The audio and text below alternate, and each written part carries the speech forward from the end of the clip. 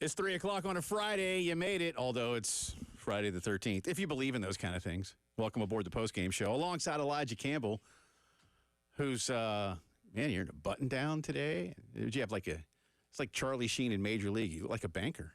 Look like a banker. Kind of. It's one of two things. It's a combination of a couple things, right? Okay. So after this, we have a dinner with my girlfriend's family for Father's Day. It's like a Father's Day dinner. So you're dressed to impress. That, and I've been a little lazy when it comes to doing my laundry this week, and some of my better shirts that I like to wear. That's not one of your better shirts. That looks nice. This is a nice shirt, yes, but I am definitely a very casual individual. I love wearing short sleeve, Hawaiian shirts. And here's the kicker: I'm wearing closed-toed shoes today, baby. Look at this. That's how you know it's a good occasion. You're what do you have? Tevas? What do you usually wear? I can't remember what brand you have. Oh, those are Chacos. Chacos, thank you. Because my girls have both. My girls some have Tevas and some have Chacos, so I couldn't remember which one you had. My wife has Birkenstocks. God, I love a good pair of Chacos, man. Yeah, I have a pair of Tevas. I like those. They're nice. I don't wear them enough, probably, but I do like them. Once the calendar shifts to May, man, I hate wearing socks. I do. But I was going to present myself a little better today. I'll tell you what I got real quick here. Coach Dawn reps the UFOs. Uh-huh. And I don't wear them out all that much. But around the house, the UFO slide-on sandal, dude, I'm not kidding. When she says they're life-changing, they feel, I was like, can they make a dress shoe or a sneaker that feels this good? They're that good. Dude, they are. I'm not kidding. I'm not exaggerating. And any of you who own them, I know you're nodding right now going, he's not lying. He's not lying. And he's not exaggerating. I have had different brands of shoes through the year. I'm a big New Balance guy. They're very comfortable, and they're good for my kind of feet. I would tag. I got kind of a flatter foot, not as much arch support. Same. New Balance has that. A small arch. I'm not flat-footed, but the arch is. Yeah. But those UFOs, man, and I let Coach Dawn know that I had a pair, and the words that she sent back to me, 2 words, life-changing. And she says that, but she's serious. I was like, whoa. Now, I wonder. Not playing around. Coach Dawn probably has, a lot of them. One for each day of the year. Maybe. A pair for each day of the year. Well, that's what I would have taken instead of money. I'd have been just give me send me a whole bunch of them. We got a lot to get to on today's program. Cale Wilson's in the house. He's been down at the 7-on-7 camps all week long. He'll tell us more about that coming up in just a little bit. Gamecock baseball got another really big pickup for all of the angst that is warranted about last season's results. You do have to tip your cap to this coaching staff for doing what's necessary in the portal. What that looks like next year, I do not know. We had Jeremiah Donati on the program yesterday, and he, if you missed it, gave us a lot of insight as to what his thought process was when it came to the retention of the current coaching staff and what he needs to do as an athletics director to give them all they need to be more successful. And certainly in this day and age, whether we like it or not, you got to come up with some cash, above the table cash. Or some below-the-table cash. Hey, if somebody's still doing that, I don't know. I don't condone that. I'm just saying. I'm not naive.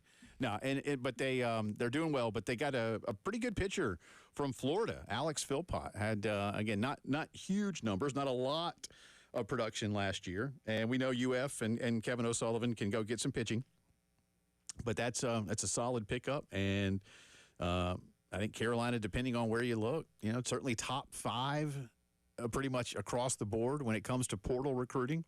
And we had John Whittle on the program the other day talking about some of the kids that he thinks can come in from the high school ranks and make a difference. So not a whole lot of them, but a couple of them perhaps that could maybe follow what Hollins and Scobie did this past season. But we'll talk more about that for you in just a little bit. Speaking of that money to pay players and all that, the business of college athletics, our good friend Ben Portnoy will join us here in studio coming up in the 4 o'clock hour. Ben, now, after several years on the beat here in Columbia covering the Gamecocks, has moved on to the Sports Business Journal, where he, covers just that, the business of college athletics. They do all kinds of stuff at SBJ, but He's been at the athletics directors meetings this week down in Florida. He's back from that, so ready to tell us what they've been discussing. And we'll get into some things that he's also looked at in terms of conversations with commissioners. He gets to see them from time to time. What does he believe from a business standpoint and how it relates to the Southeastern Conference ultimately going to 9 games? How much of it is business? How much of it is competition? What's that Venn diagram look like? We'll get into those things and more with Ben, and we may ask Ben how married life's going, because he just got hitched. He did. Like just a couple months ago. Yeah. Freshly married. That's right. What lessons has he learned so far? Well, the number one lesson is, and just I'm going to do this on purpose, so don't anybody freak out. Here's the number one lesson for a husband. Don't say anything. Keeping your mouth shut. Yeah. That's the lesson. Learning the words. You're right. Yes, dear. Yes, honey. Or whatever term of endearment you may choose for your significant other. A lot of interchangeable stuff. So we'll get into that. College World Series is underway in Omaha, Nebraska, and as we speak, Coastal Carolina is up. Oh my God, what a catch! Their left fielder just saved a home run. Oh, no, he didn't catch it. Oh, he didn't catch it. I thought he got it. Fooled you. He did. I thought he had it. Oh. The way he was hanging on the wall. Yeah, I thought he had it. No. All right, so it's now 2-1. 2-1. Coastal leads. Man, I thought that kid caught the ball. Top 4. So we got a good one going. We got a good one. But Coastal does. Man, I really did think how did he miss this, Elijah? Oh, just went over the top of his glove. Oh. By a hair. He got a great jump on it. He did. I thought he had it. I thought he had it. Oh, man. If he gets there maybe a step faster, and he can, latch on his cleats into that fence. Because it looks like a chain link fence out there. Yeah. He latches onto it, and he was able to then give himself a little bit of push and go over and catch it. But, I mean, he almost beat it there. Yeah. Arizona's starting to put on a little bit of a clinic. Oh, another almost catch right there. All right, so this is going to be a double. So now Arizona could be, is he going to take 3? I think he's holding up. Nope. Yeah, he held up. All right, so we got a double. So Arizona just hit a solo home run, make it 2-1. There's one out, top 4, and they now have the tying run on second base. So we got a long way to go in this one. Tonight in Omaha, Oregon State will take on Louisville. Tomorrow, UCLA and Murray State is the early game, followed by the SEC matchup, Arkansas and LSU. Elijah and I were talking a little bit earlier. I don't know. I mean, this game's already started, and yes, Coastal's winning, but I don't know. Coastal Arkansas final just feels like we're headed in that direction. We could be on a collision course. Just with the pitching. That's why I feel that way. Pitching matters so much. And no weak links in your pitching too, right? Yeah. I think that's the thing with Arkansas that I like the most is that they have no weak links really in the pitching staff. The high end isn't as good as what it's been the last couple of years. Like Hagen Smith last year, unhittable. Right. Completely unhittable. Right. But they don't have the unhittable guy. But they've got some dudes at the top of that rotation that are really solid pitchers that could eat up 5 or 6 innings, and the bullpen doesn't have a lot of weak links either. LSU's got some of those unhittable dudes, but I don't know if I trust their bullpen as much as I would Arkansas's or maybe even Coastal's. Like I think they have like the maybe most complete stats in this. And maybe I'm being a little influenced by something that you said earlier. I think maybe you said it yesterday. We were talking to Chance Miller from Coastal, their AD, that the Chanticleers and the Razorbacks are the only 2 schools in this field of 8 that have not yet lost a game. So maybe just in that respect, you just feel because they handled their home regionals, and of course Arkansas was at home twice. But yeah, again, Coastal went to Auburn and never really looked troubled. Yeah. I mean, they were. Don't get me wrong. That first game especially, because they had a big lead, and then Auburn chipped away at it and turned it into an extra inning game. But I still don't think Coastal ever really looked troubled in that game. I just like, well, all right. Sometimes teams score. You just got to go win the game, especially when you got to do it on. And they were the visitor that night, so they had to go do it the old-fashioned way and still get those 3 outs in the bottom of the 10th. But they got it done. So we'll see. But again, Coastal. 2-1, 1 out, 1 on for Arizona, top 4 as the College World Series is underway in Omaha. U.S. Open is going on too, and Oakmont is winning. Yeah. Oakmont is the winner right now. Yeah. Poor Scotty Scheffler is getting eaten alive by that. Well, course. and he had a couple of putts today, and I know, and he putts so well, and you could just tell how. I mean, when you're up there, and look, they weren't like short putts, but I mean, he makes a lot of those 10 and 12 footers from time to time, and today he missed a couple of them, and it just seemed to get away from him, but. Yeah, Oakmont is winning the U.S. Open. And it was supposed to, right? That was the expectation. Arizona just tied it up. They did. All right, so another double, right? And now we Double out to right field. Yeah, so 2-2. Beat the shift too. I mean, second baseman there for Coastal was playing shallow outfield.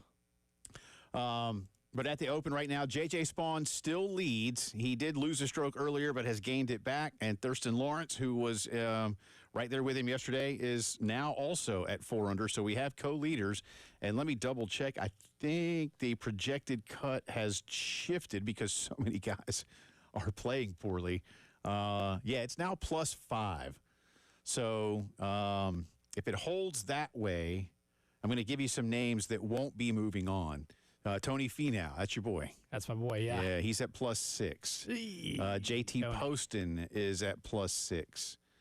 Corey Connors from Canada, who's been playing well this season, would not make it. Akshay Bhatia from up in North Carolina will not make it. He's at 6. Let's see.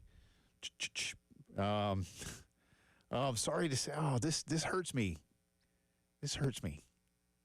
Patrick Reed's probably not going to make it. Oh, he's at +7. darn. I know you were so excited after he had a good start yesterday. He's at +7. And After the think about albatross this yesterday. But for a second, think about that. Yeah, the guy hits an albatross yesterday.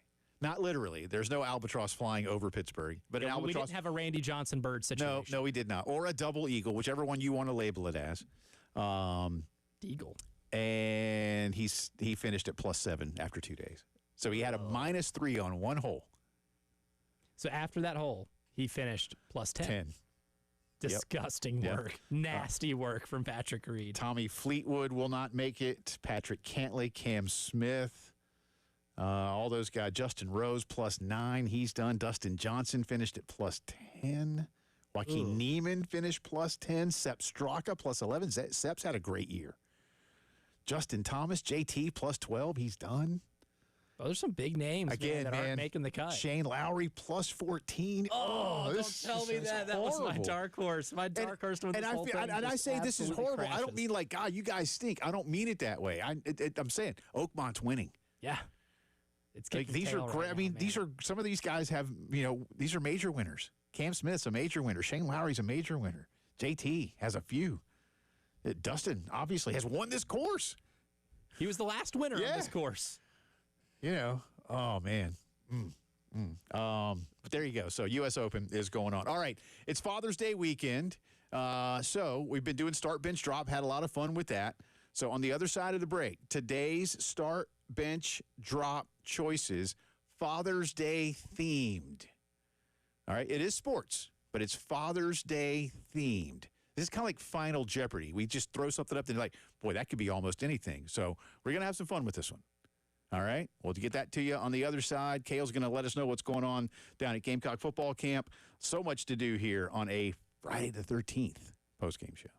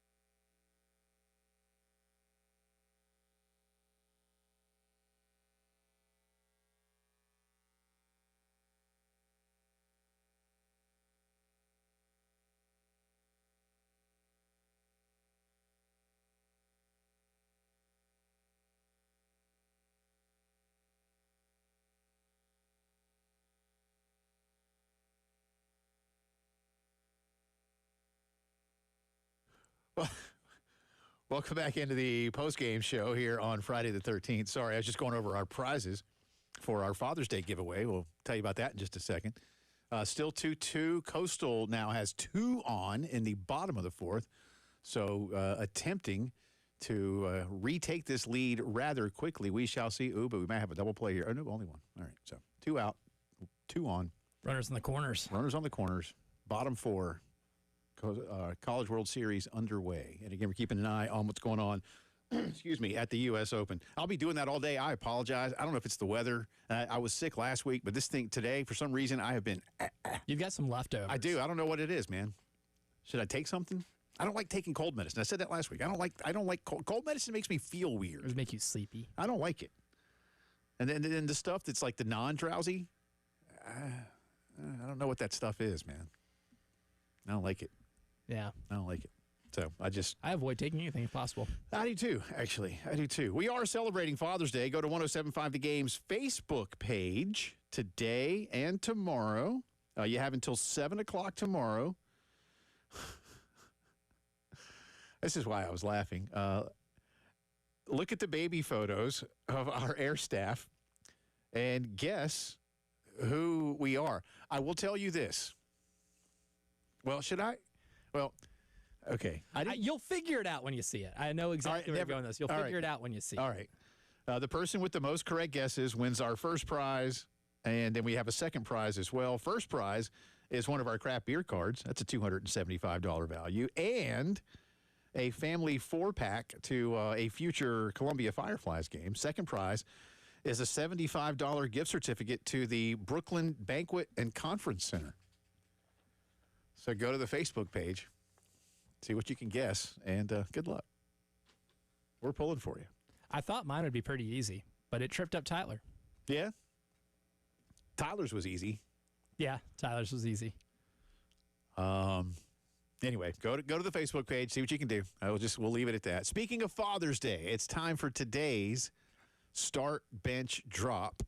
And I give Elijah credit for the top. Like, we got to do something like this. And then we had to narrow it down to figure out the best tandems here. So we've got 3 very successful father-son duos in sports.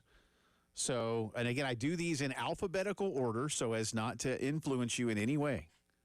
Start, bench, drop. The Currys. That's Dell and Steph, not Seth. We're trying to do duos here. Yes, we are eliminating younger brothers from the equation. That's right. So I'm saying that as an older brother. This is definitely a superiority complex that I was born with. That's right. The Currys, Dell and Steph. The Grippies, Ken Sr. and Jr. And the Mannings, Archie and Peyton. Although if you wanted to throw Eli in there instead of Peyton, I suppose you could and still say that was a pretty successful one. Let's be honest, though. Peyton was the more successful Manning brother. Yes. In the National Football League. Although is Eli going to be a Hall of Famer? That's always a hot button topic. It's going to become one. You know, he was better than good. Yeah. You know, Hall of very good. Yeah. The thing is, I don't know if you take away, which is a stupid thing to say. I know. If you take away the 2 Super Bowl MVPs, take away 2 the trophies. numbers are kind of pedestrian. Like they're good, you know. But how much of that, and I'm serious when I say this, how much of that is on him?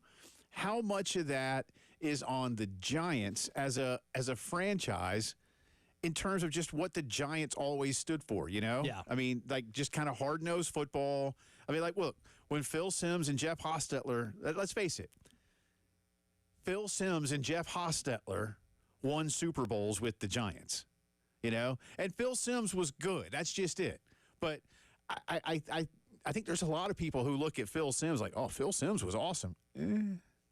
Yeah, you look at some of the numbers. Bill Parcells wouldn't let a quarterback be awesome because that would put the ball at risk too much. I'm serious when I say it's an old school way of football thinking. You know, I mean, hard-nosed, you know, look, amazing, spectacular defense, and you need to do enough to move the ball successfully and score some points. But you don't have to score a ton of points because we're not going to give up any points. You know, and it did help when Phil Simms and Jeff Hostetler were playing. And I know Hostetler would not have been the starter if Phil got hurt. But the Giants at the time did have the person that I still believe is the single best defensive player to ever play football in Lawrence Taylor. Yeah. And now Bill Belichick is your DC. Yeah, that too. Helps out a lot, too. So, start, bench, drop. The Currys, the Griffies, the Mannings. And we'll do that throughout the day, 803-404-6100 to send them in on the Firehouse Subs text line. Or if you want to call and talk about these guys, you can hit us on the Twitters. We got a couple already. We'll do that, and we'll give you ours in just a little bit. And while Kale's here, we'll make him do it too. Yep. So, Kale, you got to start thinking about that. Yeah. Wait, Kale has to start thinking? Don't do that to him. I'm asking for a lot from anybody when I give them that request. Because it's Kale's still in his early 20s, man. You don't want to think. No, absolutely not. It's all about vibes and reckless endangerment of yourself. So, we'll see.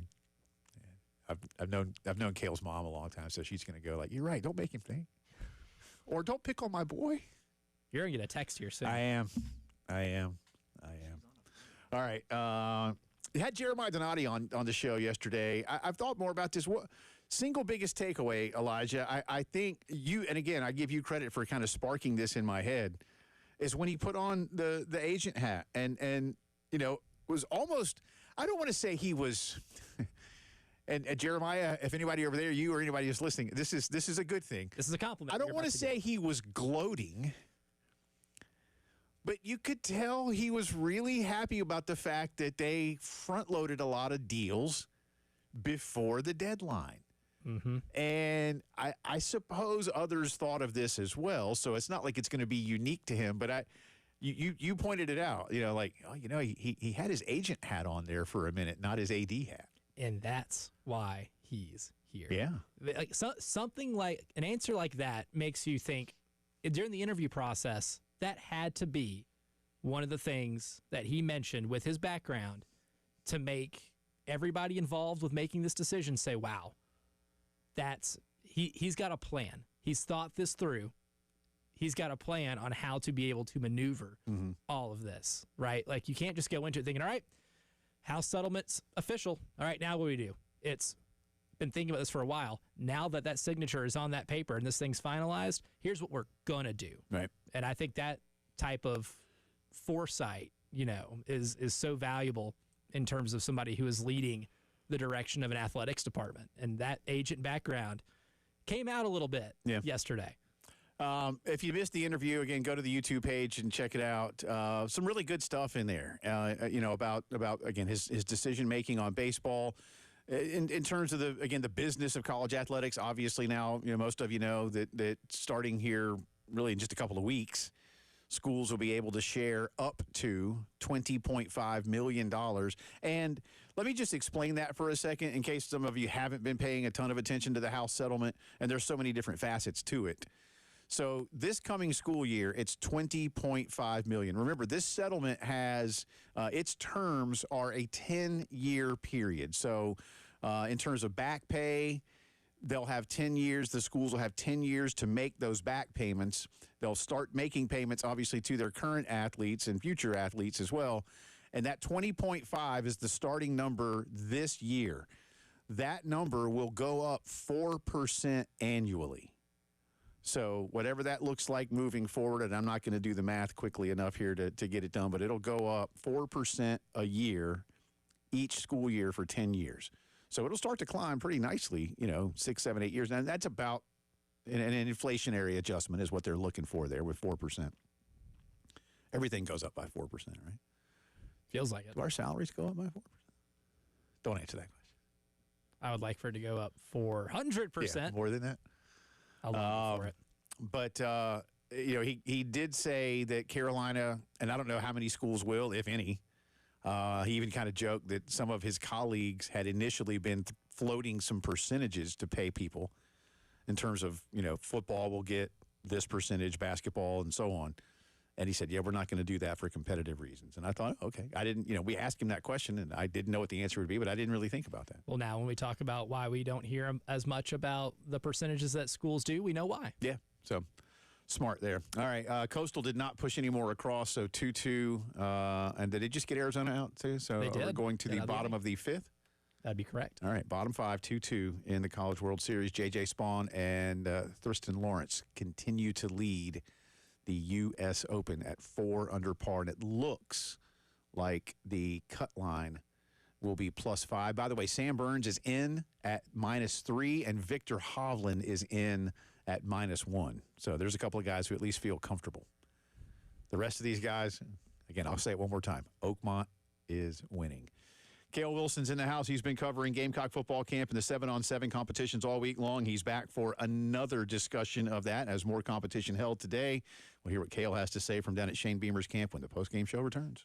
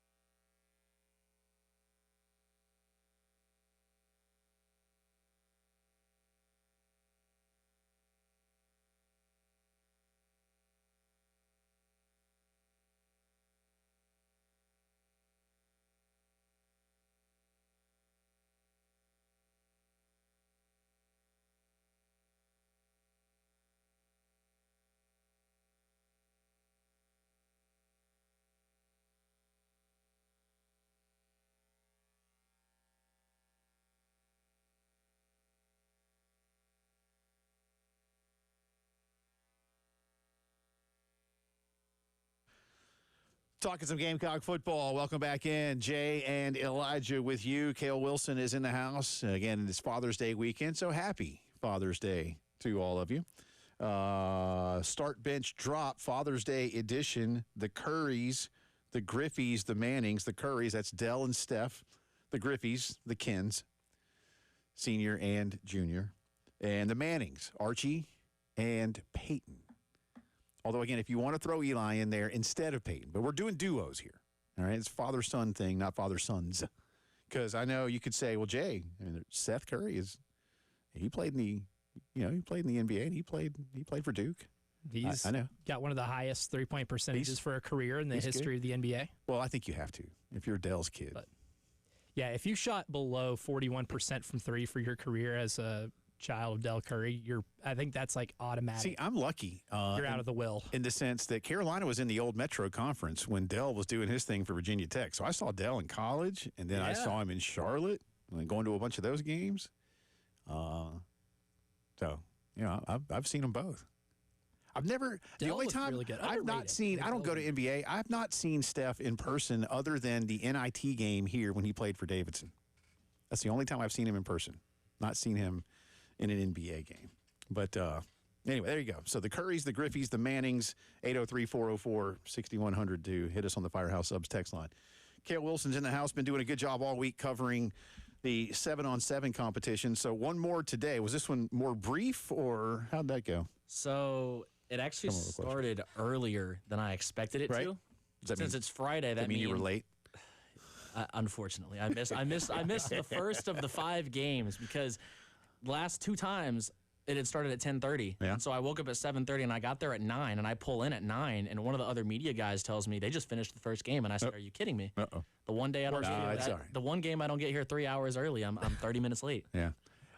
You've seen a lot of guys, and I thought you did a great job on Monday, especially of saying, hey, here's a kid that doesn't have any offers or only has a couple of small school offers, and just for those who haven't heard you talk about that yet this week, not so much the specific names, but the idea that these 7-on-7 competitions are really giving kids more of an opportunity to show what they can do. Oh, for sure. I mean, it's really honestly amazing going to these 7-on-7 tournaments and seeing all of these kids putting up amazing plays against, great competition. And I get the chance to talk to them and they say they don't have anybody looking at them. Or if they do, it's a small school. Like that kid from Florida I told you about, Miles Rose, who was, able to outrun everybody, including Contavious Anderson, who was committed to Clemson. And I asked him, if anyone was looking at him. He said he's only got an offer from Presbyterian. Wow. And I'm like, For now. At least I hope it's only for now. Yeah. I'd love to see that kid get more offers because I would believe he deserves a lot more recognition. Yeah. All right, so tell us about today. What kind of schools and what kind of talent you're looking at? There were a lot of schools there today. A lot of schools from actually out of state, especially North Carolina. I got to take a look at a few of the schools. One of the schools that surprised me the most was actually Heathwood Hall out here in Columbia. Really? They made it to the semifinals. Okay. They lost to Huff, which is a school in Cornelius, North Carolina, the number-ranked school in the state of North Carolina. But they had a kid named Jackson Noble who was making both plays on both sides of the ball. They actually defeated, I forgot how you pronounce their school name, but they were the number 12 team in the state of Virginia, and he had a interception and he had a touchdown on top of one of their defenders, and then he had another touchdown on top of one of the Huff defenders in the semifinal playoff game. Unfortunately, they didn't make it farther than that. But another kid that I got to look at for Heathwood, and this name might sound familiar, his name was Keon McKinley, son of Kenny McKinley, former South Carolina wide receiver. Okay. So I was able to talk to him. He made some amazing plays today as well. It was really nice to be able to see him. He is a rising junior. Okay. Now, Gamecock fans are going to know, okay, that's cool that they're all down at Shane's camp and inside the facility. How many of these guys, and you don't have to sit here and go name by name or whatever, but if you got a few, how many of these guys are either Gamecock commitments, or how many of them do you believe are getting heavier interest now from the Gamecock staff? Well, I saw 2 guys get invited to South Carolina's prospect camp tomorrow after the Shane Beamer camp was over today. Okay. In the championship game. Is that an invite-only kind of a thing, by the way? I believe so. Yeah, okay. Yes. They talked to the coach. They said they could bring, the players that showed out today. Okay.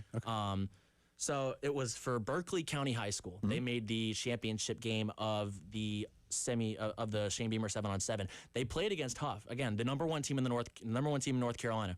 They have all of their starters are 4-star recruits. Berkeley beat them 40-7. Dang. Good Lord. That's a beatdown. Dang. The quarterback, wide receiver John Cleveland. No one's looking at him. Wide receiver, 5 touchdowns. And they were all deep balls. Right. Beating the safety and the corner. Wow. The quarterback that threw that, Henry Rivers, in the championship game, he only has offers from the Citadel and UNC Pembroke. Wow. They both got invited to the prospect camp at South Carolina tomorrow, and it was actually really Are they crazy. rising seniors? They're actually rising juniors. Okay, so they got some time. And it's Got really some time. it was really crazy to see them win this championship game because in the semifinals they were going up against Charlotte Country Day, from out of state. Yeah. And That's a good program. and they won it in overtime. And in overtime in 7-on-7, it's exactly like after the second overtime in college football where you just trade possessions. Right, and it was a touchdown catch by Caden Foxworth to send Berkeley to the final championship game.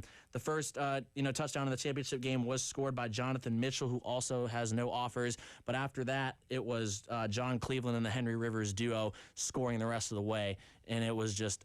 It was honestly just baffling to me because there was, Huff had a receiver or a linebacker named Ryan Peterson who has offers from Alabama, Florida State, and a few others.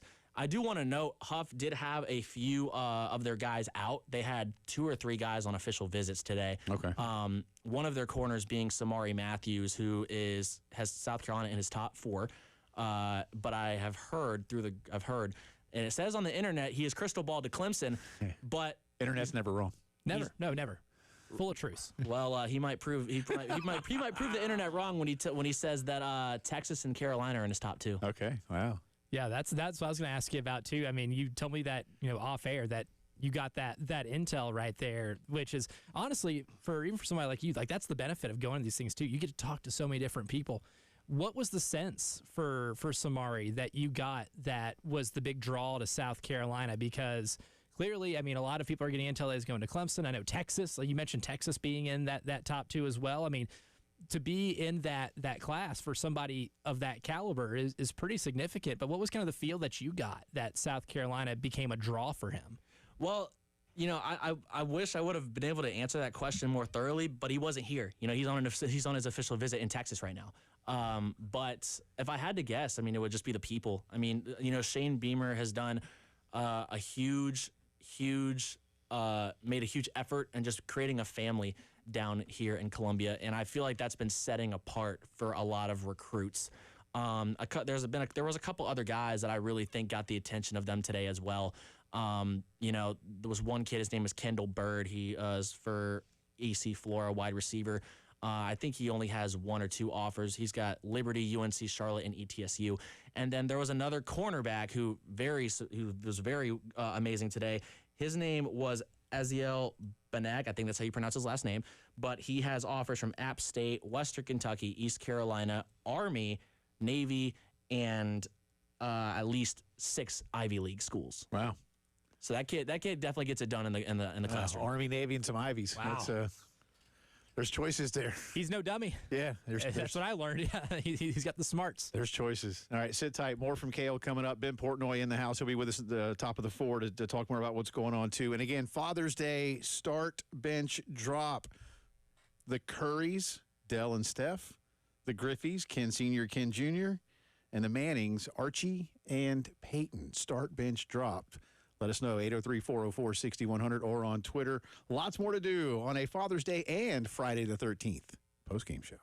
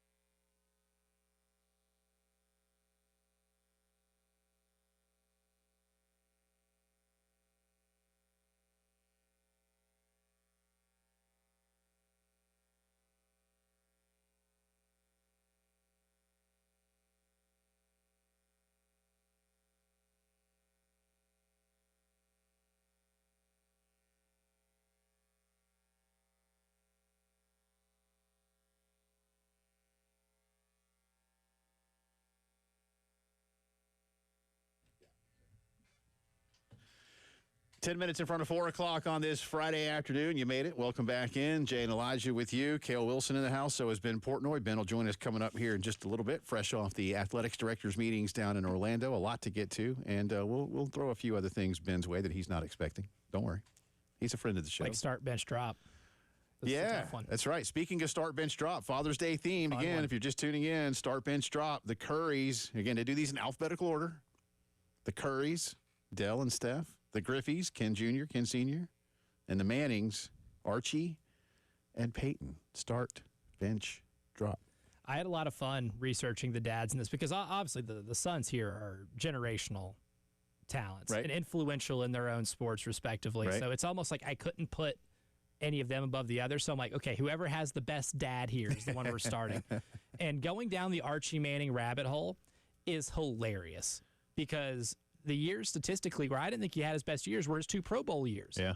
But those were also the only years in his career where the New Orleans Saints won more than 5 football games. Right. So that was almost like hey, congratulations, you survived the worst franchise in sports. They were terrible for a while.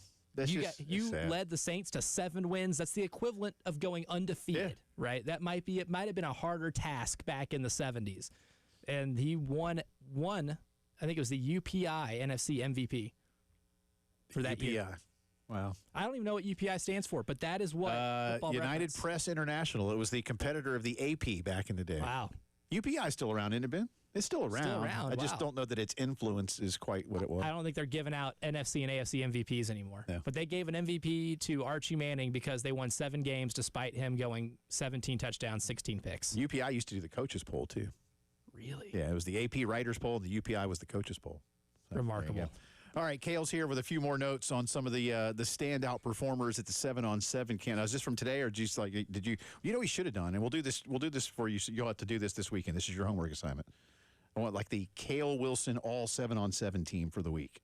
So I'm getting homework when I'm not even in school anymore. That's crazy. That's how how this it works. works. You'll have homework the rest of Show your life, prep, brother. Now it's just called show man. prep. Yeah. Okay. We just okay. different name. Well, I mean, there are 2 more 7-on-7s next week. Oh, see, okay, There's one next Okay. Thursday and there's one next Friday. okay. Well, then I think you go cover if you're covering those. I would like to. Then we will ultimately have the I will the create Cale Wilson all 7-on-7 team. I will create one of those for sure. All right, and you have to have. So we make him do 7, right? See, You're gonna make me do 7. You're gonna make me narrow it down Yes. to 7. 7. Yes, absolutely. Narrow it down to 7. This is not Yeah, I'm like not gonna- you SEC can't- basketball where they have like 15 guys on the all conference team. You guys are putting me through the ringer here. welcome to the job. Welcome to the job. All right, who else you got? You got about a minute left here. So who you got? I got you. So I know I said that Berkeley ended up winning the whole thing, and but I do want to give a shout out to Huff quarterback Ethan Royal. He had an offer from a bunch of Group of 5 schools, including App State, East Carolina, places like that. But he also holds an offer from Arkansas. I think that's pretty notable. Yeah, Which is, that is. SEC offer. Yeah. And also, I wanted to give a shout out as well. Patrick Belk, quarterback for Heathwood, also very surprised me. He's going into his senior season, but his last season, the season before that, he ended up tearing his ACL, and has been having a long time recovering from that. But he showed out today. Good. Really great job. And the final note that I just wanted to come off with was, when it comes to Huff versus Berkeley, South Carolina team versus North Carolina team. Yeah. They had played earlier in the day, and Huff beat them by 1 point. Okay. And before this thing even started, as soon as Berkeley won the semifinal game, they were clapping and talking a bunch of trash to each other, so you could tell it was going to be intense. Statriotism. Exactly. You know, I love a statriotism, Elijah. So obviously, I was rooting for Berkeley since they're a South Carolina school. But as the game ended, and during the game even, a couple of the kids were coming up to me during the game and afterwards saying, they can't handle how we ball out in South Carolina. Nice. I love it. Good stuff. Fly the flag, hang the banner. Good work this week. Appreciate you. Thank you. You've done well. And again, Cale will go cover some more of them on next week's, and we'll get it back on next week's program. All right, good stuff. Hour 1 in the books. Ben Portnoy in the house. Lots to get to with Ben while he's here, and we'll update you on our Father's Day start, bench, drop. You're listening to the Postgame Show.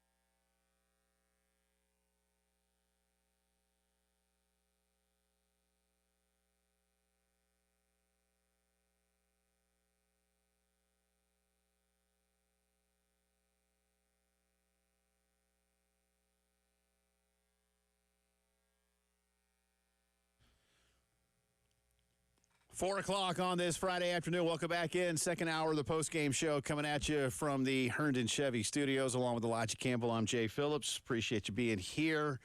Ben Portnoy in the house. Hit that red button right there in front of you. There you go. Yeah, do that one. There you go. There it is. Cale Wilson's still here. We're updating you on the College World Series. It's now tied, and Arizona has the bases loaded, nobody out, top 6. In the industry, we call this a pickle. Yeah, this could be trouble for the Chanticleers. So Or a jam. Try to find your way out of this one. It's Father's Day weekend, so we'll get to our start bench drop. The Currys, the Griffeys, the Mannings, father-son duos, big-time father-son duos. And Elijah made a good point. The sons all have eclipsed the fathers, but the fathers all had very good The careers. sons eclipsed, yeah. Ooh. Yeah, I see what you did there. No, I did Wow. not mean to do that. Look at that. That was one of the greatest Wow. unintentional puns I've heard in a long time. You know I've what? got an ear for it, brother. I should just leave.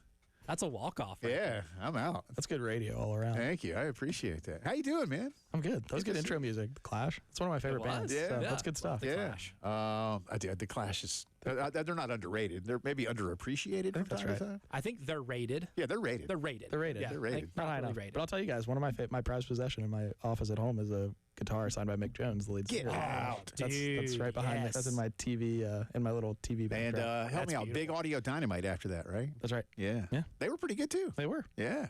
Yeah. When the Clash could no longer get together for a variety of reasons. Can't think of it too many, right? Yeah. So there you go.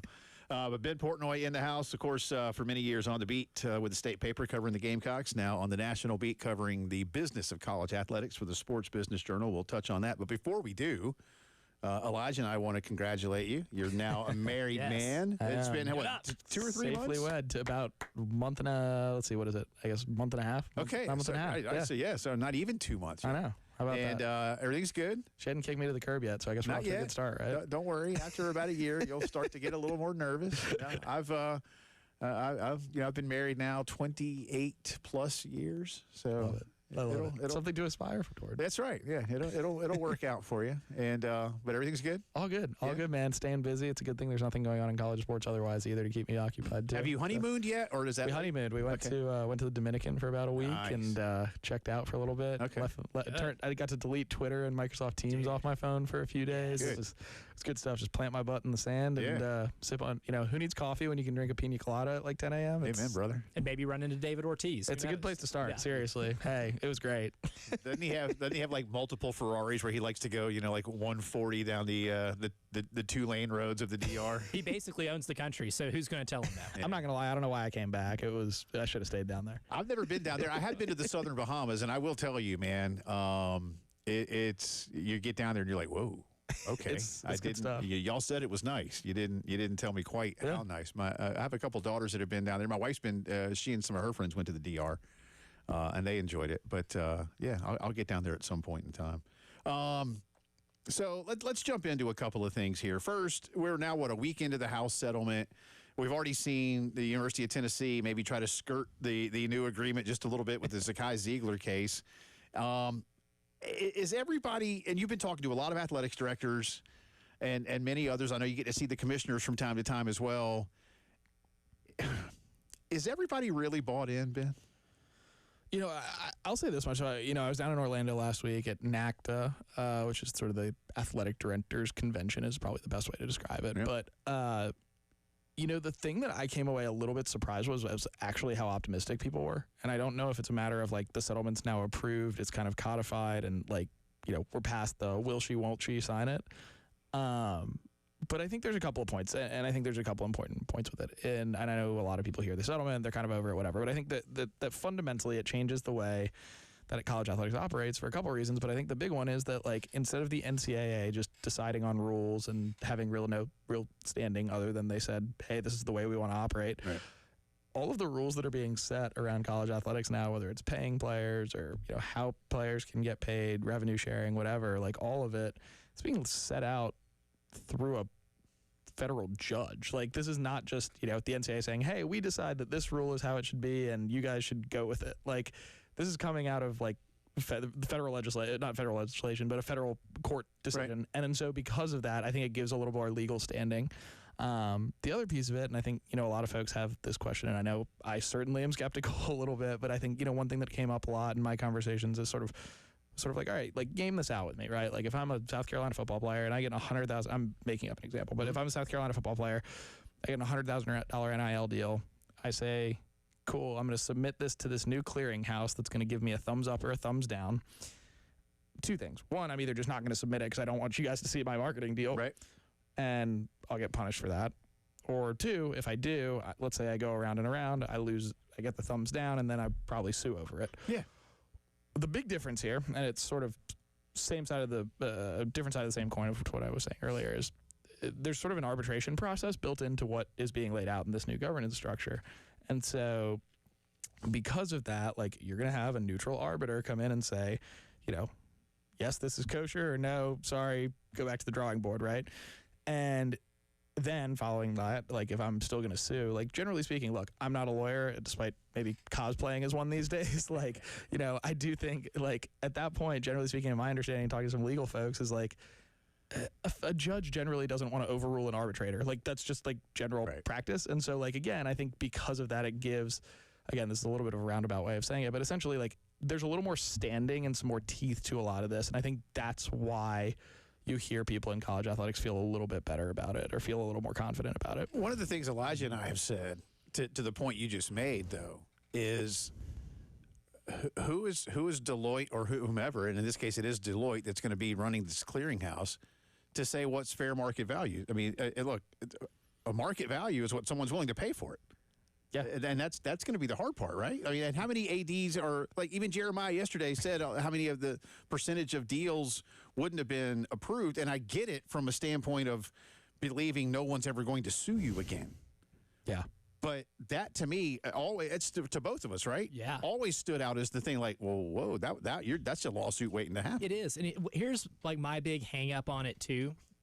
Because right now, I think they view it as an issue of someone signing an NIL deal but not doing anything for what would be originally considered name, image, likeness deals. Like, what's to stop a collective from giving a kid a $100,000 NIL deal and giving it to where, like, the requirements are so simple that it can't even be classified as work? Because like Deloitte's going to have to figure that out too. Like what classifies as real NIL? We have it in our minds as endorsements, Instagram posts, any type of promotion. But what if it's just, hey, sit down next to the school president at a speaking engagement? Yep. It is technically somebody's name, image, and likeness because they're sitting next to somebody at an event that might be, considered a commercial event, but it's not. It is kind of, I guess, maybe silly to say that, yeah, you're getting $100,000 for that, right? I mean, that's kind of the other thing, too. To avoid getting sued, you're going to have to balance what you can and cannot deny, and schools are going to find a way around that somehow, some way. They've been doing it for a while now.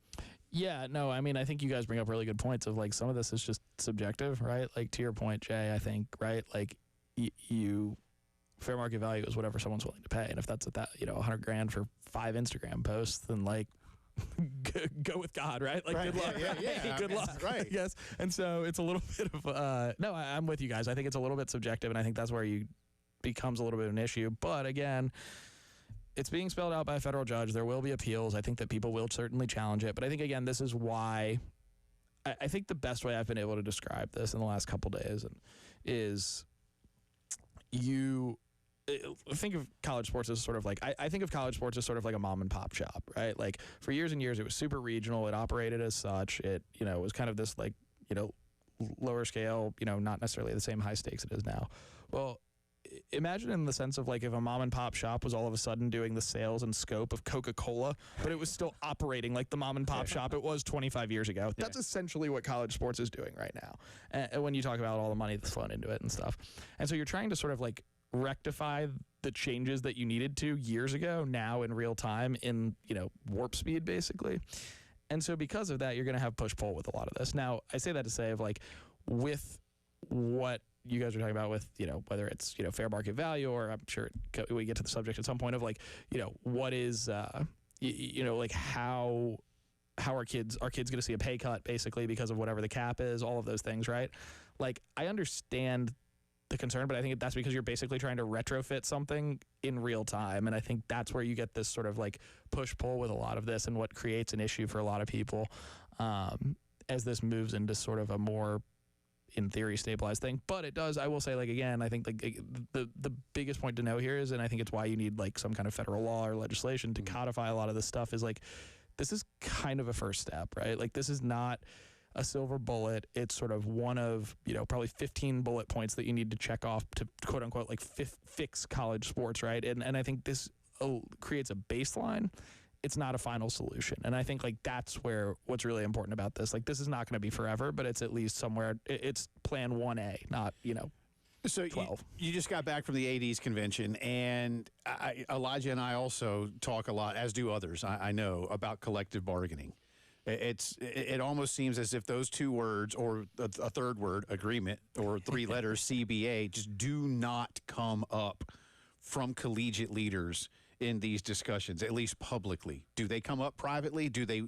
I know there has to be an employee status of some kind for that to take place. They do, and I had a lot of conversations around it over the last couple of days, and I asked a lot of people, and I think certainly I am not a labor lawyer, and I a lot of these athletic directors are not either. But I think like one of the things that I kept coming back to was, okay, like walk me through like why is it that employment becomes such an issue for college athletics? And I still haven't gotten a clear answer on that, frankly. And having that conversation with 10 or 15 different people, and so things are going well is basically the short version. But I think you're right though, is like, if you collectively bargain and you say, hey, college athletes, we're going to, organize together, we're going to sit at the table, we're going to say, hey, here's the things we want, et cetera, like, yeah, on paper, that sounds great. But I think the difficulty in a lot of that is if you're to create a union, first of all, you have different union laws in every state. Right. You don't have some kind of antitrust carve-out or some kind of legislation in Congress that allows you to basically collective bargain across, federally in the way that you would need to, and sort of organize all of these groups in sort of a national union. Like, that's obviously complicated in itself. Think about it this way. Like, this got brought up to me by AD the other day. Was like, hey, our school has a union for teachers professors and university employees. Like, would the football team be members of that union, or would they be members of their own football team union over here? How does that work? Because those are two things that, like, not necessarily at odds, but obviously sort of run next to each other. So I think there's a lot of logistical issues. You have right to work states, things like that. Right. So again, like, this works in professionalized settings because you have like private LLCs. It's a little bit easier to deal with. Whereas with college athletics, it's so wide-ranging in the scope and scale of different states and different universities. And again, this is all inherently tied to the higher education system, which is a challenge in itself. So I think that's why collective bargaining, like, feels like maybe more of that sort of aforementioned, like, silver bullet. But I think it's still complicated because you'd have to organize college athletics and organize, whether it's pretty much, but probably realistically what you'd have to do is have a collective bargaining agreement for every single different sport. Yeah. And you just go down the line. And I think that is a significant challenge.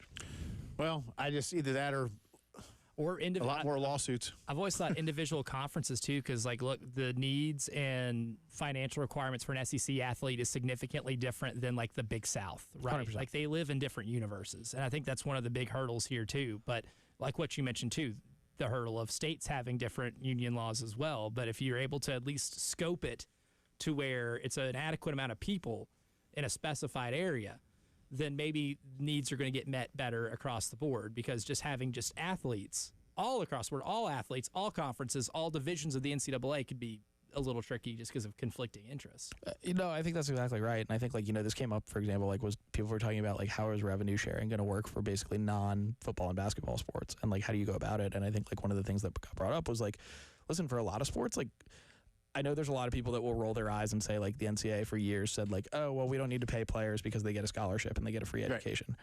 That's, again, I'd roll my eyes at that with football and basketball for sure, and maybe a handful of other sports and a handful of individuals in other sports.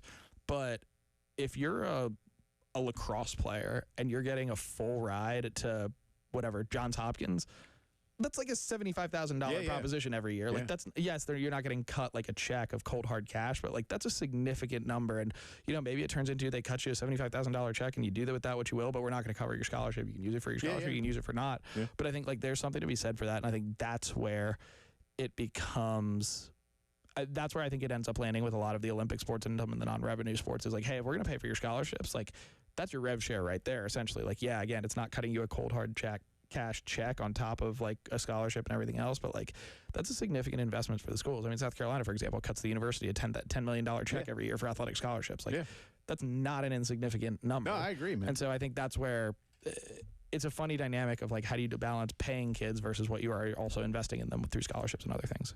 Come back with Ben on the other side, talk about the future of the Southeastern Conference, the business part of scheduling, and so much more that he's been covering. You're listening to the Postgame Show.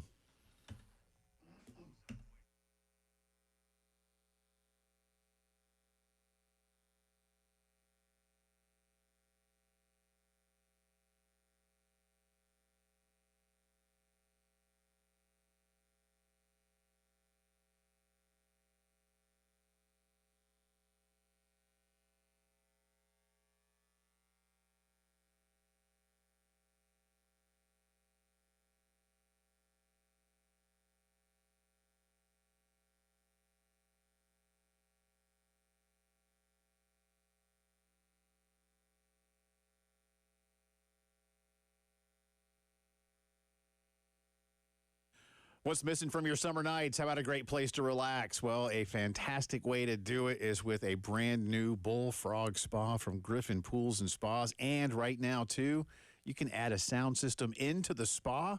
You heard me right. You can get an audio system, premium audio system, completely built into your Bullfrog. They've got splash-proof speakers, built-in subwoofer, Bluetooth connectivity, soak in premium sound without ever leaving the water. And only Bullfrog Spas let you personalize every seat with the patented Jetpack therapy system so you and your guests can enjoy the perfect massage just how you like it. Get in and see these. They've got them in the showroom at Griffin Pools and Spas. They got the outdoor pools there, too. Of course, if you want a brand new pool in the backyard, hey, they've been doing that for years and years and years. All the accessories you need to keep things clean and even get some cooking done around the pool. Griffin Pools and Spas, steps away from the Lake Murray Dam, griffinpoolsandspas.com.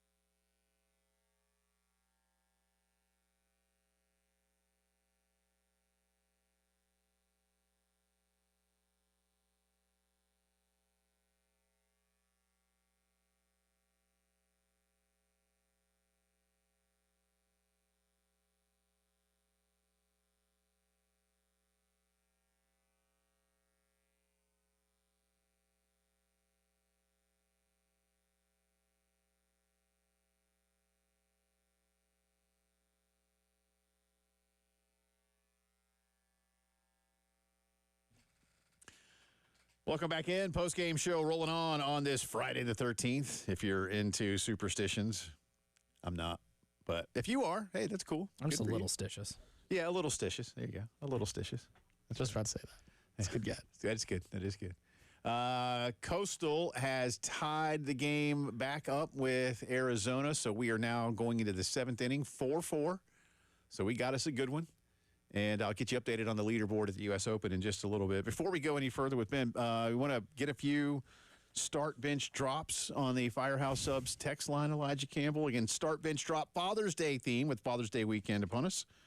Start bench drop, these father-son duos, the Currys, Dell and Steph, the Griffeys, Ken Sr., Ken Jr., and the Mannings, Archie and Peyton. We'll give you ours a little bit later on, and we'll make Ben do this as well. But what you got, Elijah Campbell? Right now we have a nameless texter that is starting the Griffeys, benching the Currys, cutting the Mannings. Okay. Wow. That's the first non-Curry cut Okay. that I have seen so far, or dropping. Okay. Let's see. Yep, Chris on the text line says, start the Griffeys, bench the Mannings, drop the Currys. Now, Steven had a really good point, too. Says for the Father's Day start, drop, bench, the son in all three choices was the better player between the two by far. And obviously the sons are the best here. Yeah. And that I was kind of had in the same thought process that, to me, this ultimately got down to who had the best ads. Right. Which is really fitting for a Father's Day thought exercise like this. Well, I would love to have seen Archie Manning play for a good team. Yeah, not even a my great beloved team, just a New good Orleans team. Saints. That would have been cool. Dell was good, man, and Ken Sr. How many did he play 20 years? Yeah, played like 20 years. He was an All-Star Game MVP, and he was a two-time All-Star as well. But I mean, he was part of a really good Reds team. He Won 2 rings. Yeah, he was part of some good Yankees teams. He's the only father that was part of a championship professional team.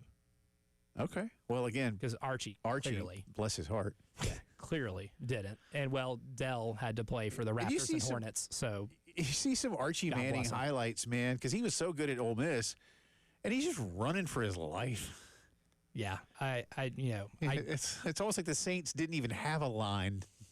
Henry Houdini couldn't have gotten out of some of those backfields. I mean, it was bad, man. It was bad. But anyway, start bench drop. We'll have Ben do that before we get anywhere else. Speaking of Archie Manning, who played in the Southeastern Conference, Mr. Portnoy, let's get to that. You've covered the SEC at 2 different schools in your career before moving on to the national beat. From a business perspective and from the conversations that you've had with athletics directors, I know you've gotten to talk even with the commissioners from time to time. You gotten to know Paul Feinbaum well and do his show on a regular basis. What's keeping the Southeastern, in your opinion, I want your professional opinion now first, more than anything else. What's keeping the Southeastern Conference from going to 9 football games? I think there's a couple pieces to this, right? So the House settlement was one, right? I think a lot of people wanted to see that go through before they made determinations on CFP and some of those things, right? Like the CFP is part of that.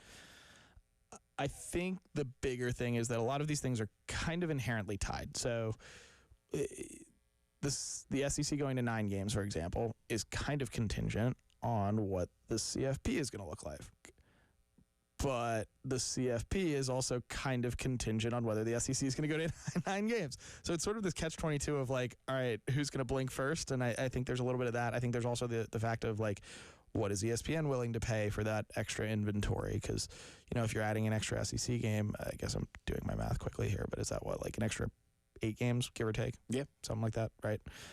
This is what happens when you make journalists do math. I run out of... No, that's right. I run out We of didn't go to school for this. Yeah, I run out of fingers, I get in trouble. But I think so. You add an extra 8 games, like that's real inventory, right? For ESPN, like, are they? They're already shelling out, close to $1 billion for this. Like, do they want to spend more? Probably not. Jimmy Pitaro. They don't want to, right? Jimmy Pitaro has been generally pretty, tight on purse strings, all things considered, as far as purse strings go at major corporations. And I feel like this is more of as much of a Burbank thing as it is a Bristol thing. Totally. And so I think, is that the case? Is it what are you going to? How are you going to account for all those things? So I think that, like, if you're the SEC, like, you want clarity on, like, what is the CFP going to look like, right? Because if I'm the SEC, I don't want to add a game, and then all of a sudden, like, I'm working in a system where I feel like I'm playing an extra game, but I'm being penalized for it. For example, I know that's Greg Sankey's talking point all the time, and about whether strength of schedule is being accounted for properly. And look, like I think Greg was a little more maybe. For lack of a better term, like maybe a little more sanctimonious than he usually is, I would say, at spring meetings a couple weeks ago. But I do think like there's something to be said. Like I think there's something to be said for standing up for that. I think there's also the flip side of that is too, though, is like if you're the Big Ten, like you don't want to necessarily go to the 5+11 format that all of a sudden the SEC coaches are pushing for. If the SEC is going to play less conference games and theoretically play, no offense to the Furman grads out there, but like South Carolina's going to beat Furman, 49 out of 50 times probably, right? And so like if that's an extra game on your schedule and you can stack up wins a little bit easier, like that's not beneficial to the Big Ten. So again, it's like we go around and around and it's basically a standoff, and it's like the fight for who's going to blink first and who's going to get their self-interests recognized. And I think there's not really a perfect solution, and I think that's why you see the tie-up on a lot of this stuff. So I don't know if that actually answered your question, but that's why it hasn't changed, is essentially why, is because these things are all inherently tied and no one wants to cede control. Yeah, that's the unfortunate thing, because Jay and I had an entire thought exercise a couple weeks ago about what a fixed scheduling thing would look like, an agreement between all conferences just in the Power Four, just to schedule each other while also preserving like historic rivalries. And I mean, we went all day with it. And we concocted schedules for each SEC team and what that would look like just based on a rotation of how other teams in different conferences played last year. Right? Like Clemson and South Carolina play every year. So if Clemson continues to finish in the top tier of the ACC, you give South Carolina like a mid-tier Big Ten school and a low-tier Big 12 school and keep them on rotation, right? But you preserve those type of rivalries too. And when we came out with them, in theory, it was incredible. Like everybody's playing a pretty tough schedule. You're playing somebody from each league. And I think that's probably the most important, not just to make better games, but to field the college football playoff when it comes to really determining which conferences are actually as good as they pound their chest to be. Yeah, no, I think that's right. I mean, I think, again, like it's the strength of schedule thing is, I think, complicated. And I think to your point, Elijah, if you make this, if you incentivize schools to not play a hard schedule, that's a problem. And I've heard that from people in the Big Ten. I've heard that from people in the SEC. Like it's a mixed bag, right? But I think it's also... I also think the strength of schedule thing is fairly overblown. Like, let's be real. Like, in the grand scheme of 10 years of the college football playoff, even at 4 teams, and you can go into last year, I guess, if you really want at it, but let's say in the 4-team playoff era, only one school has really gotten totally screwed in that, and it was Florida State when they were undefeated. So, like, I don't really totally... I have a lot of trouble getting to this thing where the Big Ten and the SEC are losers in all of this, and that, like, the selection committee, I get it. Like, it is virtually impossible to be completely unbiased. And, like, we ran into it with the men's basketball tournament this year with North Carolina getting in, for example. Like, that's different scale, different thing, but I think that similar sentiment applies. But, so you have that. But, again, it's sort of like... in what world have the SEC and the Big Ten been shortchanged because of this? And the answer is it hasn't happened. So until it happens, I sort of roll my eyes a little bit at some of that conversation from the conference commissioners. Yeah, I don't know. I was telling Ben off air, Elijah, we heard from some people like, oh, you want to get rid of FCS teams. Well, what happened last time Citadel beat Carolina? And why won't you just, they need, and there might not be a perfect ideal solution to a lot of this, but at some point, somebody's going to have to come off of something. Yeah, and it's just not happening. And it's the self-interest thing too, right? But where in the rules does it say that South Carolina needs to pay Furman $1 million every time they come play, right? Yeah. Like, and for almost 20 years they didn't. Right. And so why does South Carolina then need to essentially bankroll the Furman athletic department? Like, I get that's not literally what's happening, but I do think there's something like that's the train of thought I think a lot of people are having of like, why are we playing? I've just games? said have it be the spring game and pay them then, but we'll see. All right. Can you hang around for a little bit more? Yeah. All right. Ben Portnoy hanging around, a little bit more to do there. We'll get you updated on what's going on in Omaha and more on our Father's Day Start Bench Drop. It's the Postgame Show.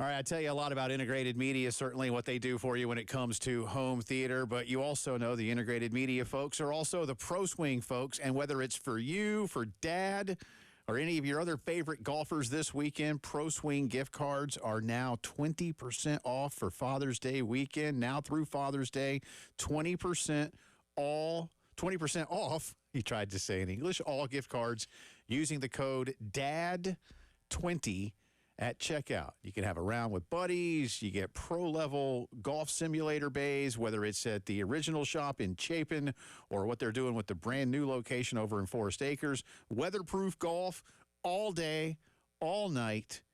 This offer ends on Sunday, so you can log on to proswingcolumbia.com, enter DAD20, and get 20% off all gift cards. Have a good time this weekend and any weekend, anytime really, at Pro Swing.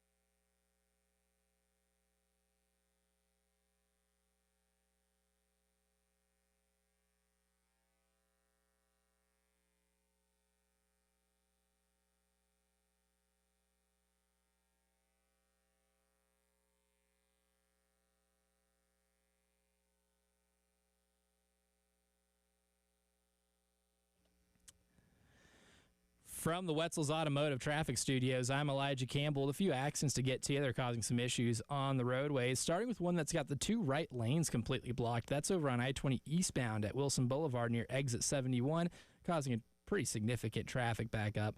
We also have a disabled vehicle on 26 eastbound before St. Andrews Road near exit 106, causing some issues, and some other accidents causing more minor backups on Hampton Street at Sumter, I-20 eastbound after Spears Creek Church Road, exit 82, Platte Springs Road at South Lake Drive, and US 176 at Broad River Road and Bush River Road.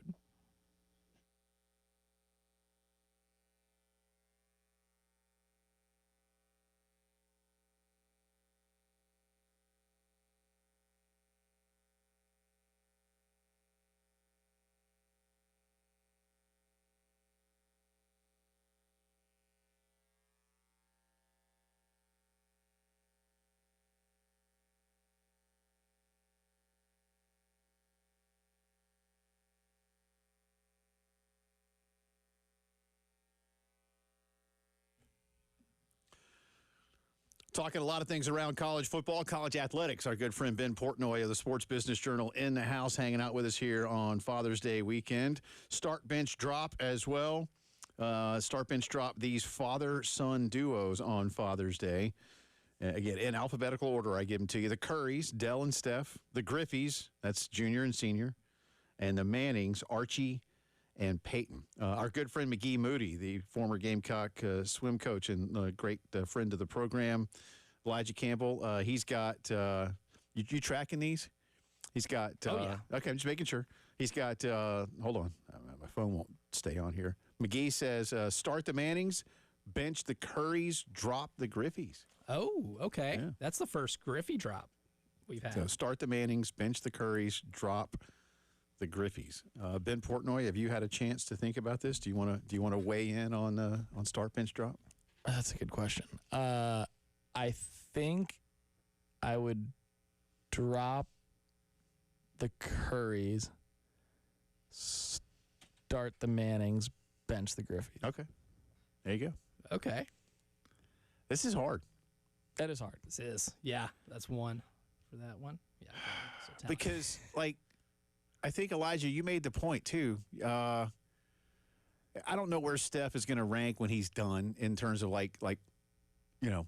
top 10 or whatever. I don't like to do the Mount Rushmore thing. I don't know that he's, But, I mean, is he the greatest shooter of his generation? Absolutely. Is he the greatest shooter ever?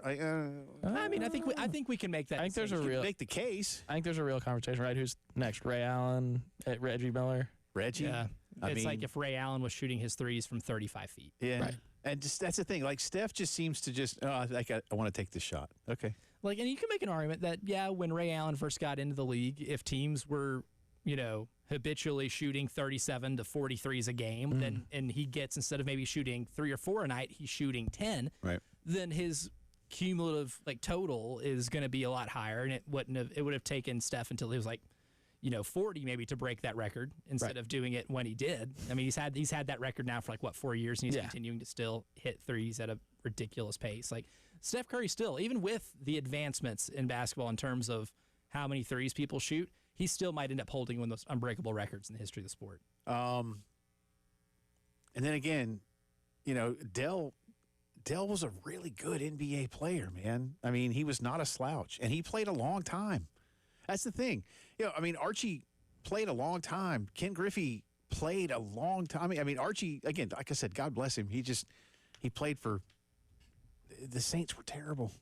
Laughably bad. I mean, they were just, and I was telling Elijah too, before free agency, look, does that make a difference for him? Probably. Or, but they weren't going to trade him because he was, he's a Southern boy, and an SEC guy and down there in Louisiana.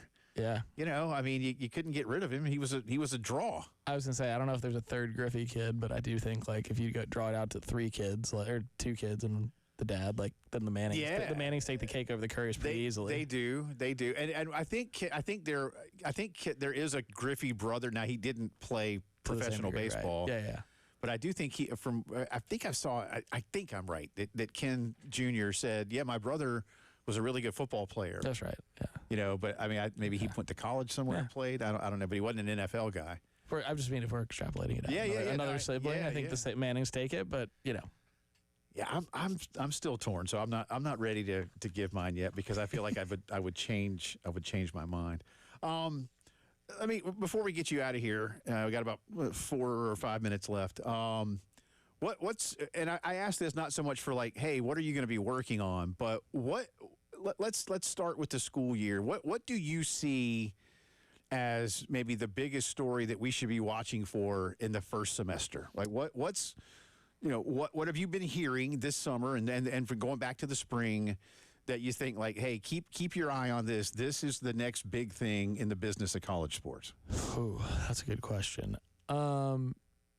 Something I'm keeping an eye on, it's sort of intertwined with NCAA tournament expansion, is just what form does the NCAA take now, especially if this College Sports Commission, which is now in charge of overseeing the terms of the settlement, the NCAA is essentially out of the governance business. And I think, what does that mean for the NCAA? If we go to a world where the NCAA's only role is to essentially run championships, and deal with academic stuff, it's probably not the worst thing in the world. Now, it's obviously a way slimmed down version of what that is now, but I do think there's a real conversation to be had about what is the NCAA goes into a little bit of this thing of I kind of use the Office Space example. It's what is it that you do here? And so I think there's some of that, honestly. Like, I do wonder, like, what role does the NCAA take? And I think you're going to continue to see a push from the Power Four conferences to kind of take more power, more oversight over NCAA matters. And I'm really curious, at what point does the basketball tournament come to a head? Like, when does that become the central conversation? It's probably after the CFP gets resolved, whatever that looks like. Lord knows that's a whole other conversation we could do for probably 4 Are you going to? Now they're in Asheville next week, right? They are. And I'll be there. I'll be there for a day. All Yep. right, good, so, good. Where are they going to be? At the Grove Park? I can't remember, actually. It's somewhere over by Biltmore. Yeah. Oh, down that way. Okay. Down that way. Okay. Where I got engaged. Oh, yeah. Oh, yeah, I know. I saw that. Biltmore. Yeah. Yep. So Maybe they should do it at the Biltmore House. They Yeah. should. Just that'd be perfect. Yeah, Out on the lawn, they can just get everyone can get around, Just sing get in the house, Kumbaya. man. It'll be Just great. buy some tickets and get in the house. erect like a small little Ben Portnoy statue where he's proposing. You know, That's why I'm going back. They're building a statue for me. it is. You think you're going for work, but it's actually a statue unveiling. It's good. I get my mileage covered. It's perfect. Beautiful. Ceremony, all that. It's gonna be great. They're not going to solve this next week, though, are they? I think it's a safe assumption they will not. Despite everyone, They're just going to look at the mountains. That's what I'm saying. They're just like, they picked Asheville, and I was like, well, it's easy, it's convenient for me, which is I'm sure why they really chose it. But I was like, yeah, they just want to hang out in the mountains for a few days. That's what this turns into. Although I texted one commissioner to see if they were going the other day. I won't say who, but they were like, oh yeah, I'm out of the country, so I won't be there. I was like, okay, well, this seems like it'll be productive for everyone involved. Yeah, I mean, look, if you're... Just do something. That's the thing. I just It's the meme of the guy with a stick poking at. Yeah. It's like, do something. Yeah. I just want this. I don't know. Again, I have my ideal solution. But I know some schools are just afraid to lose, Ben. I mean, like Elijah and I we were kind of picking on him. When Kentucky said, "Boy, if we go to 9 conference games, we might have to not play Louisville anymore." I'm like, seriously? Yeah, laughable. Seriously? Scared of Louisville. I mean, this is, and I get it. It's Kentucky, and they just want to go to bowl games. They didn't go to a bowl game, but like if Shane or Dabo had ever said that here, they'd be run out of town. This is funny because it ties into actually a conversation I had with an athletic director the other day, and was talking about basically like how it's sort of this never-ending cycle of people just have to keep spending and spending to keep up with the Joneses, even though there's like actually no chance that Akron is ever going to be playing the same sport as Ohio State, let alone competing with them. Right.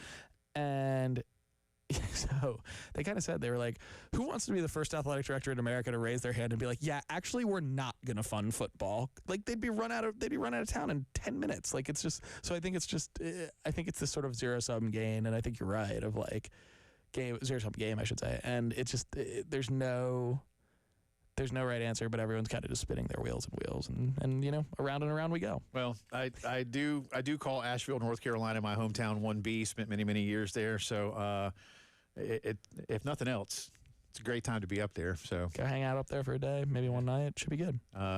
Check out, go downtown to Wicked Weed. Yep, great spot. Yeah, Great Highland spot. over in East Asheville is fantastic. Highland has a little place downtown now, little arcade right by the park downtown, so you can go check that one out. Have you been to Burial on South Slope? I don't think I've been to Burial. Go to Burial. What's the coffee shop downtown that's in the like 2-story double-decker bus? Oh, that place is really cool. No, yeah, it's on Biltmore. I can picture it. It's right there, me right down the too. street from Wicked Oh Weed. gosh, and one of my daughters is probably screaming like, "Dad, it's so and so," because she loves that place. Yeah. But check out Great spot. check out Burial. Burial. Got it. Yeah, Writing it down. They make fantastic beer, and it's pretty much all right there. They just make it kind of there. Listen, if you got cold beer on the menu, you've convinced me. It's very. I'm an easy sell. Yeah, drive a hard bargain there. Be Portnoy 15 to follow Ben on Twitter. You should if you don't already. And again, the Sports Business Journal is where he plies his trade on a daily basis. Good to see you. Congrats again on the marriage. Appreciate it. And Ben lives here, so I mean, we'll see him. He'll be around. We might even call him from Asheville while he's having a beer. I'll be It's time to around. do it. It'll be We'll good. I get my vent session off. Get it all off my chest after the end of the long day that I'm sure will be really productive. But appreciate you guys having me. Yeah, It's man. great. Updates from Omaha and Pittsburgh and Jay or Nay next.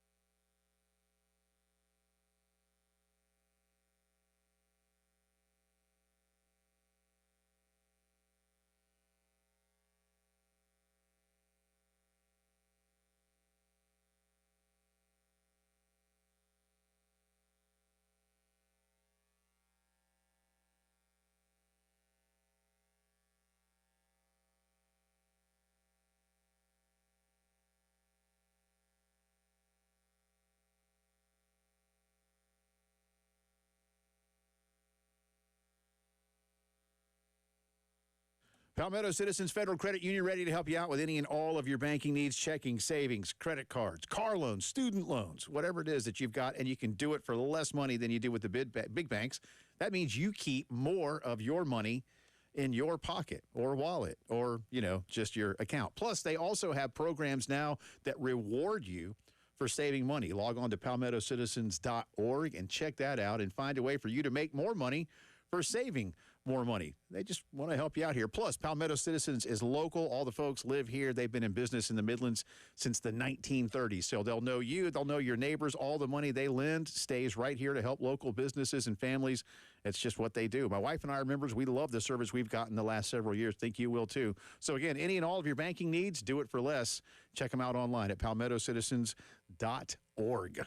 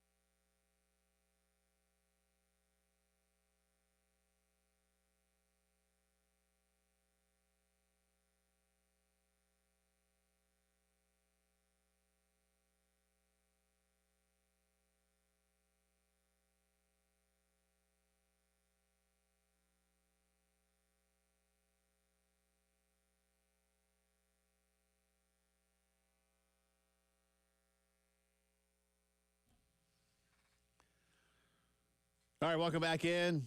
Jay and Elijah with you. Final few minutes of our second hour. Headlines of the day coming up, top of the 5. And update you on a few other things going on around the College World Series.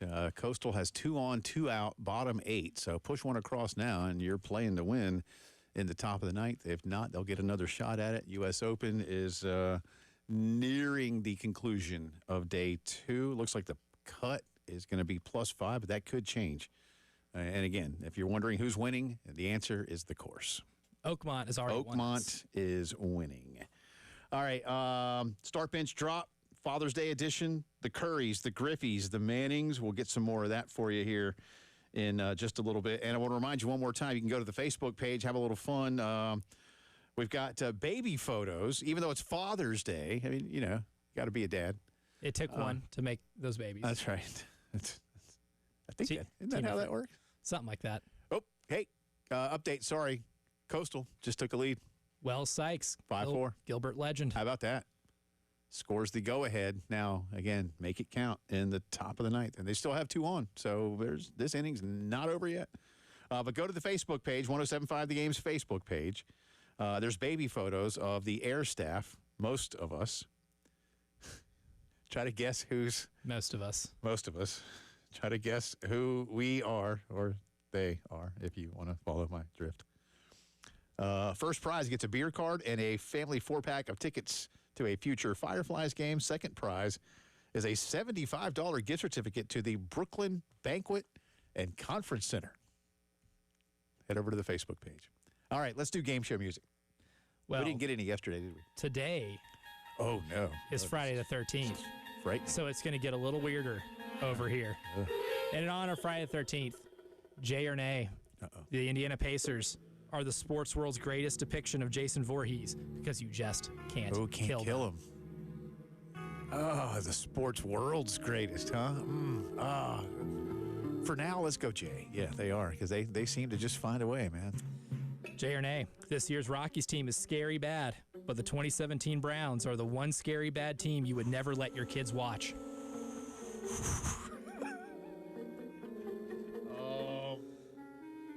If you had given me a little more time, I could come up with some really bad Some really bad ones. Some really bad ones. That you just wouldn't even let the kids watch. The 76 Buccaneers, where John McKay was asked how your team's execution. I'm all for it. All-time great. So let's go there. Let's Okay. go there. Yeah, let's go there. Jay or nay, Yeah. the wrath of Will Muschamp is the scariest wrath that exists in the history of college football. That was pretty scary. Wow, he did that one time. That one time? Yeah, that's not true. Yeah. There were many Punch times. the whiteboard. You know what, man? That's a scary man Woody when he's Hayes. Woody Hayes punching the Clemson dude. Charlie Bowman, is that his name? Might have been. Does that sound right? Yeah, I remember watching that with my grandparents.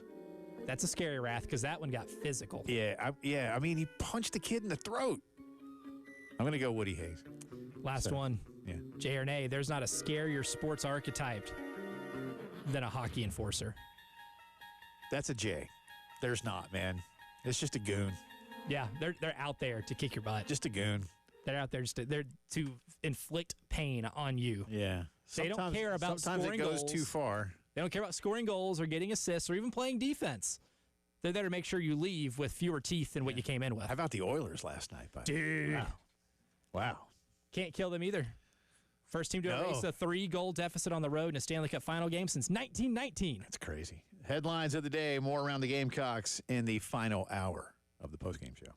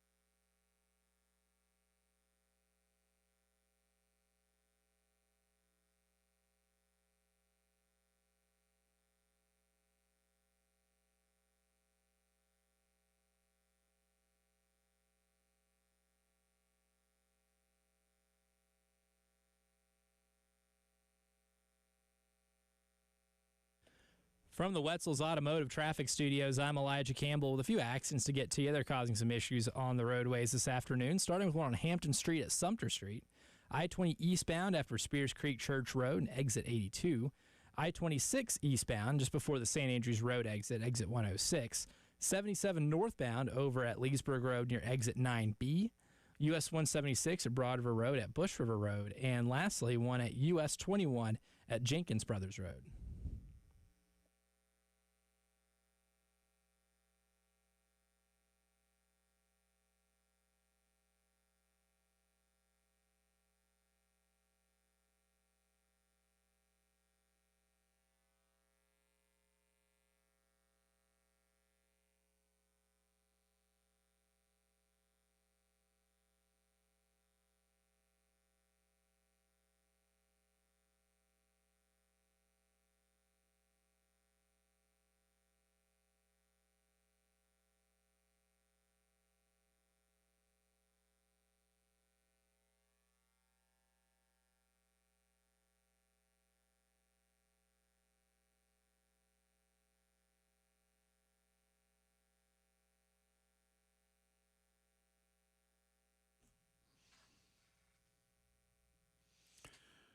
It is 5 o'clock news time on this Friday. Welcome back in. Also, the final hour of the Postgame Show. Along with Elijah Campbell, I'm Jay Phillips. We will start with what is breaking and developing right now in Omaha, Nebraska, where Coastal Carolina has just scored 3 runs in the bottom of the 8th to take a 7-4 lead into the 9th. So 3 more outs, and Coastal moves into the winner's bracket.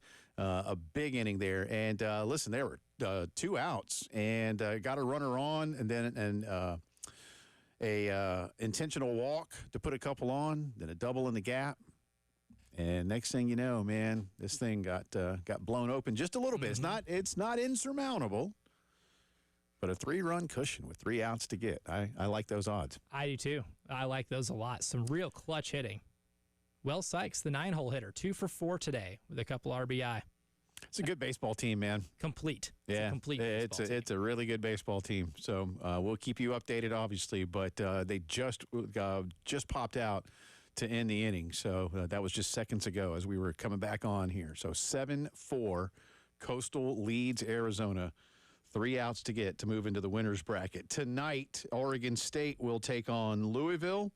And then tomorrow on the other side of the bracket, it's UCLA and Murray State in the early game, followed by the all-SEC affair with Arkansas taking on LSU. But again, we'll keep you updated on what's going on there. Meantime, U.S. Open is nearing conclusion of day 2, and we've been joking because it's true. Oakmont is winning. In fact, let me check, Elijah Campbell, because earlier today there were only 2 holes playing under par. And now there's only one. Only the 17th, a par 4. And the average score on the 17th is 3.927.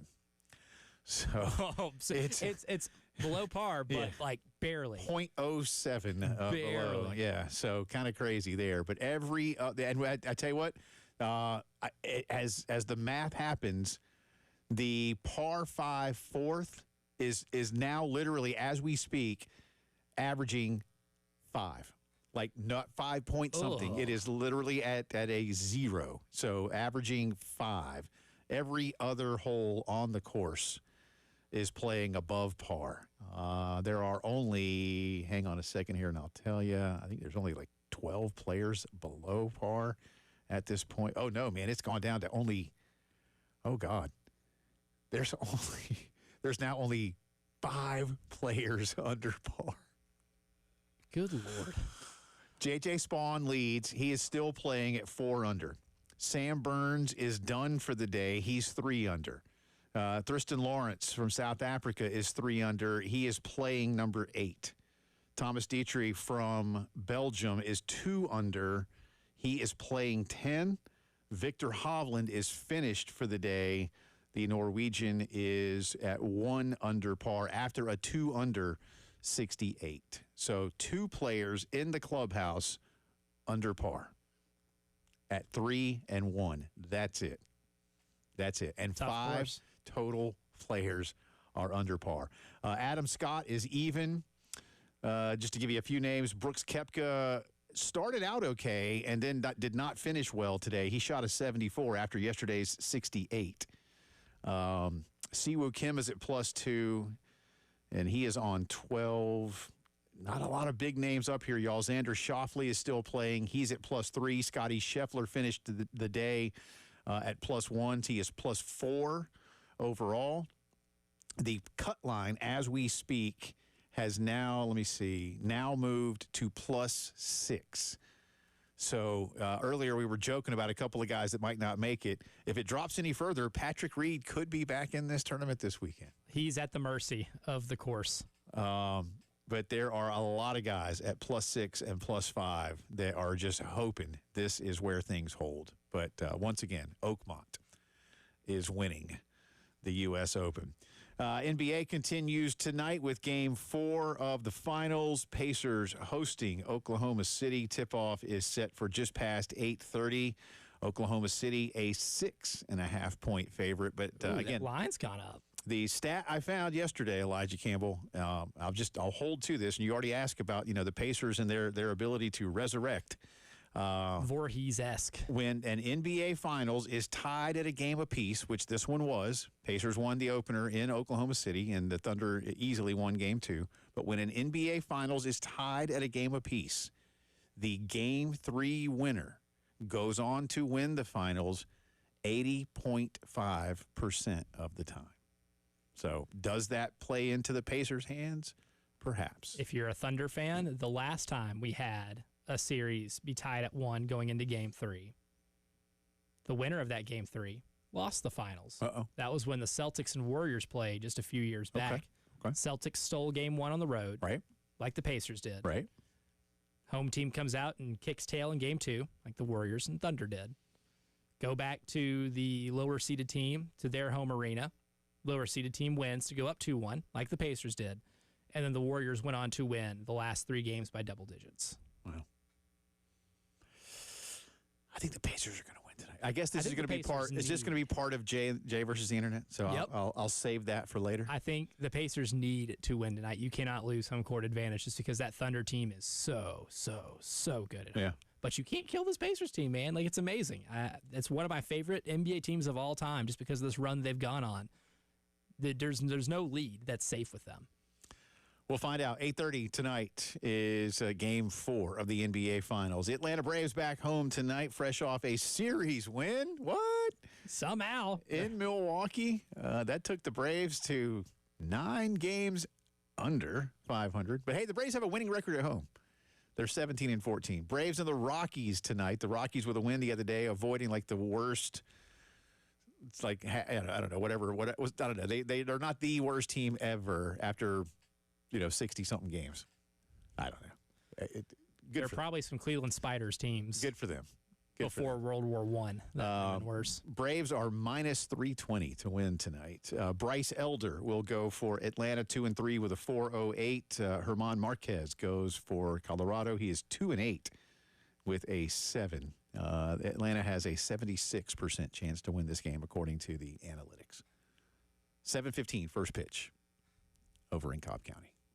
Must sweep. I was getting ready to ask you that. Must sweep. I think it is. I mean, if you want, and even then, like you and I were, saying earlier, let's just say the Braves sweep. You're still 6 games under, and you're still likely to be about 10 games-ish or a little more out of first. And not quite that many games out of the third wild card slot. But if you don't sweep, that would keep you at, say, 8 games under. It's like you hate to say you got to sweep in the second weekend of June, but I think I think you do. Yeah, I mean, there's not many layups. In Major League Baseball in general, it's not a sport where you can schedule watch, right, and say, oh, here wins, these are wins here, these are wins here. So when you actually get a team that's historically bad, you can't afford to drop any of those, especially when the margins could be really thin once we do get into August and September. Like, there's a good chance that if the Braves get hot and you get within 5 games of first place in the NL East or a wild card, right, you're going to hate for a couple of losses to one of the worst teams in the history of baseball be the thing you look back on and like, probably should have won that. Yeah. I hate to say it, but you just do. I just think this team is so bad, Colorado. I mean, Braves aren't good. But the Rockies are so bad, you probably had to. And again, the Braves lost. They've already played them once in Denver. They took 2 of 3, and the loss was a 2-1 game. So anyway, we'll find out. But the game 1 tonight. But if you're a Braves fan like I am, you pretty much think, hey, and even then, what does it really get you? Well, I don't know. But I'm just not sure at this point what else the Braves can do. But we'll see. Finally, a more serious story right now.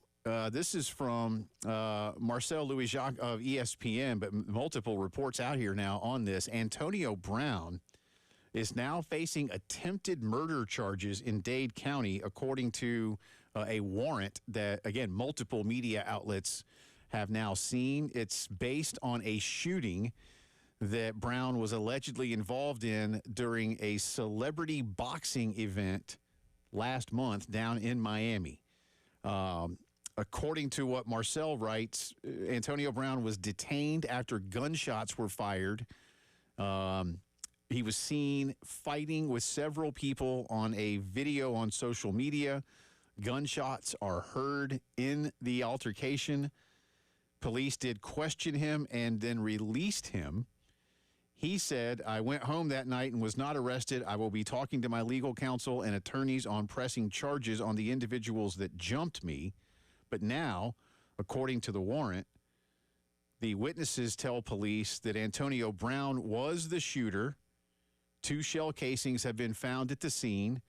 Brown was unarmed when he was detained, but the man he allegedly punched told the police that Brown, quote, began to run toward him with a firearm, end quote, after the fight had been broken up, and that he shot him twice. The man identified Brown on surveillance footage, says he has known him for several years. Miami police are not commenting today, but a spokesperson says Brown has not turned himself in, nor has he at this point been arrested. This man's had a lot of things going on, but this now becomes even seemingly more serious. But he is wanted on attempted murder charges after about a month-long investigation. Yeah, it's pretty sad.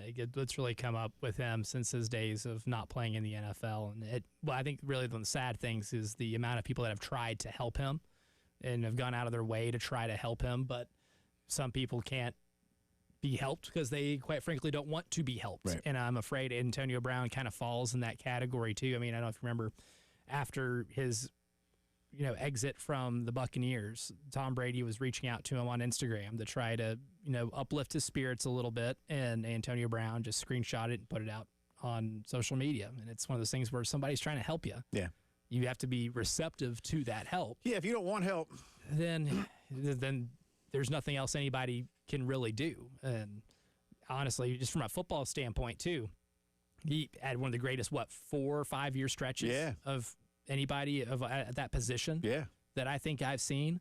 And he could have prolonged his career, but the one tantrum in New York when he was playing with the Buccaneers that has widely been memed since then was a pretty unfortunate ending to a career that could have gone on longer, a very avoidable circumstance. Yeah, it's sad to see, but we'll see. But that's coming out today that he is indeed wanted on an attempted murder charge. But I don't know if this means they can't find him. That's what it seems like now. They maybe gave him a chance to turn himself in, and now and if you don't turn yourself in, now you have to be found. Yeah. We'll see what happens there. All right, we'll conclude things by going back to the College World Series. Game 1 just ending. Coastal turning a double play with Arizona having the tying run at the plate.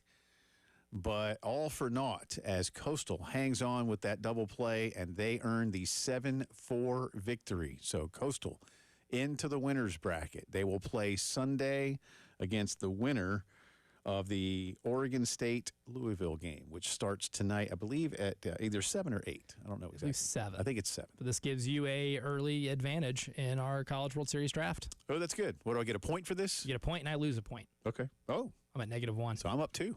Yeah. Man, can we apply these to Jay versus the internet? Don't think we can. That's not working that way. All right.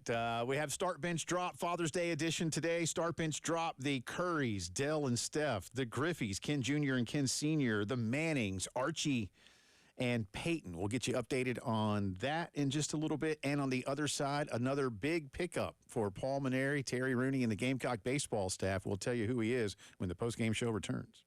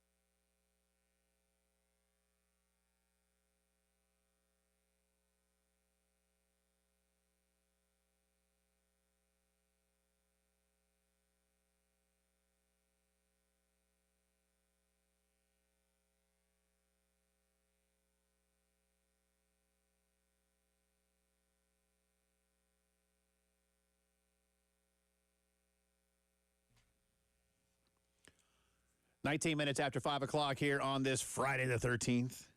Welcome back into the Postgame Show. Jay and Elijah with you. Drive around the SEC coming up in just a few. We'll talk more about the College World Series during that time. And an interesting piece from Dan Wolken on my words here, not his. Maybe the University of Tennessee trying to do a little end around with the Zakai Ziegler case and being met with some mild criticism after the House settlement. Some feeling that maybe Tennessee went against the spirit of the settlement in trying to get Zakai one more year of eligibility. It's an opinion thing, but I can see. Look, I get why Tennessee wants him back. He's really good. Yeah, the two-time SEC Defensive Player of the Year. And I can see why people are like, come on, Tennessee, you just signed on to a settlement. He's played like 4 full years, too. I mean, that's... Yeah, like, he had his 4. Like, why would you try to do this after we're trying to? So I get both sides. I would fall on one side over the other, but we'll talk more about that coming up in just a little bit. Again, just to let you know, the Coastal Carolina Chanticleers have won Game 1 of the College World Series, taking care of Arizona 7-4. Coastal took an early lead in this one. Arizona battled back to take that lead at 4-3. Then Coastal tied it in at 4 and then scored 3 in the bottom of the 8th to move on. And then a double play to end it. Got to love double plays in games like this. Exciting. Yeah. So I always love double plays, but double plays in playoff games just take on even more meaning. They do. And then a double play to win the game? Oh, that's great. It's amazing. Yeah, love that kind of stuff. So congratulations to Coastal. Game 2 tonight, Oregon State and Louisville. The Chanticleers will see the winner of that one on Sunday. Gamecock baseball has added Florida relief pitcher Alex Philpott to the roster. He comes in through the transfer portal, 2 years with the Gators, and he'll have 2 years left here in Columbia. Down in Gainesville, he was 5-6 with a 7.12 ERA in 67 innings. This past season, he was 3-4 with 22 appearances, 3 of them starts, and had a 7.3 ERA in 37 innings, struck out 44 this year, walked 18. He had 2 saves, though, for the Gators this season. I really, those numbers don't light the world on fire. Nope. And you have to hope that this is someone who continues to develop. Did Kevin O'Sullivan tell him, hey, buddy, appreciate you? Probably. But at the same time, this is a kid who had promise coming out of high school. Jack Beltry tells us that he was the number 12 right-handed pitcher in Florida coming out, and there's obviously a lot of kids that play. So that's the thing. I don't know. He's the 11th player to join the team out of the portal so far this season. There's a lot of potential here. Like when you read off the numbers of an ERA of 7.30 and a batting average against of 281. You kind of turn your head a little bit and you get maybe confused as to what some might see. But here's some other underlying numbers that tell you that the kid might have some really good stuff, but there's some development that needs to be done, some tweaking, some coaching, that some things need to be adjusted, because he did have a strikeout rate of almost 11 batters per 9 innings. Yeah, that's good. That's really good. He's a high strikeout guy. Yeah. And a relatively low, walk number, only 4.4 per 9 innings. So that's a strikeout to walk ratio of about 2.4. Which is what you want. I mean, 2-to-1 is acceptable, and if you get to 2.4, that's pretty solid. Yeah, I agree. But clearly there are batters that are getting really good contact with him, right? When batters do make contact with his pitches, they're usually barreling it, and it's usually going out either out of the ballpark or it's probably going into some gaps where fielders are not. That can maybe explain somebody with a high strikeout rate, a really good walk rate, but maybe has a really high ERA and a high opponent batting average. That can explain that. Those things can be fixable, but I think what I like about Philpott is that, along with a frame of being 6'6", he's hard thrower. Right. You've got a high strikeout ability. If you can maybe tweak a few things here and there, and that's going to be Terry Rooney's job, is to figure out what it is that needs to change to avoid such good contact against your opposing hitters, then there's the potential that somebody like an Alex Philpott can make that type of jump to where that high ERA goes down. So there's a high upside to a pick like this. It may not be the safest bet, in terms of pickups, but it's a high upside pickup. Well, I think development is the key word there, and that's With all these guys that you're bringing in, it's crucial, and so you've got to really hope that that part of the equation is something that Carolina's coaching staff can deliver on. On that note, Elijah and I yesterday had South Carolina Athletics Director Jeremiah Donati on the program. And if you missed the entire interview, again, you can find it on our YouTube page. Just go check that out. Some good stuff. We had him for about a half hour yesterday. But here's a little snippet from Jeremiah. And we asked him to, give us more insight into his decision-making process when it came to the baseball program. Yeah, well, a couple things is one, none of us, we all want the same thing, which is to get the program back on a trajectory and on a track, on a path to realize the success we've had in the past. I think, a couple of things, and before I comment on that, is we got to be honest about where we are. And we were picked to finish 14th in the SEC. We finished 15th. If you look at the last 8 years, we've struggled to be in the upper echelon of the league. And so, we've had 3 coaches since we had our success in Omaha. And so all that to say is we've got work to do, and we had work to do a year ago, or, Paul's been here, I guess, almost exactly a year.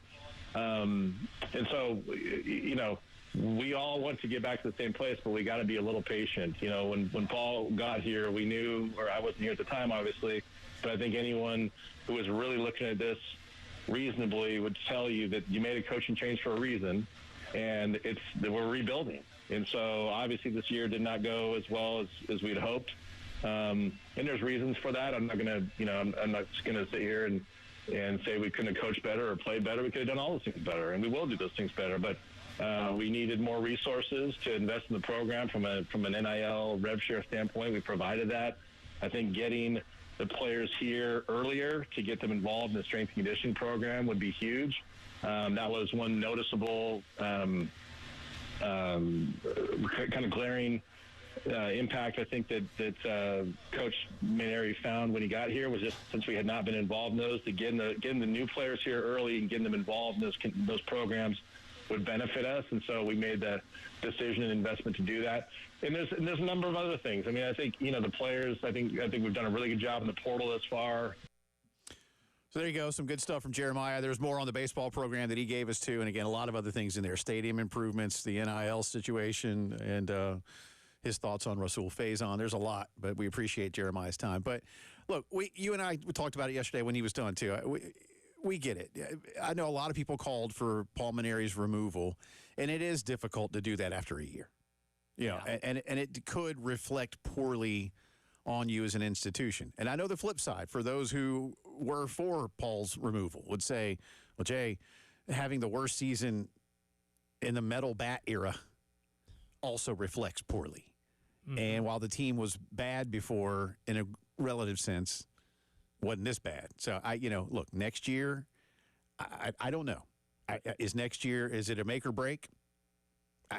I'm shrugging my shoulders. Possibly. We can tell you how it feels. Yeah.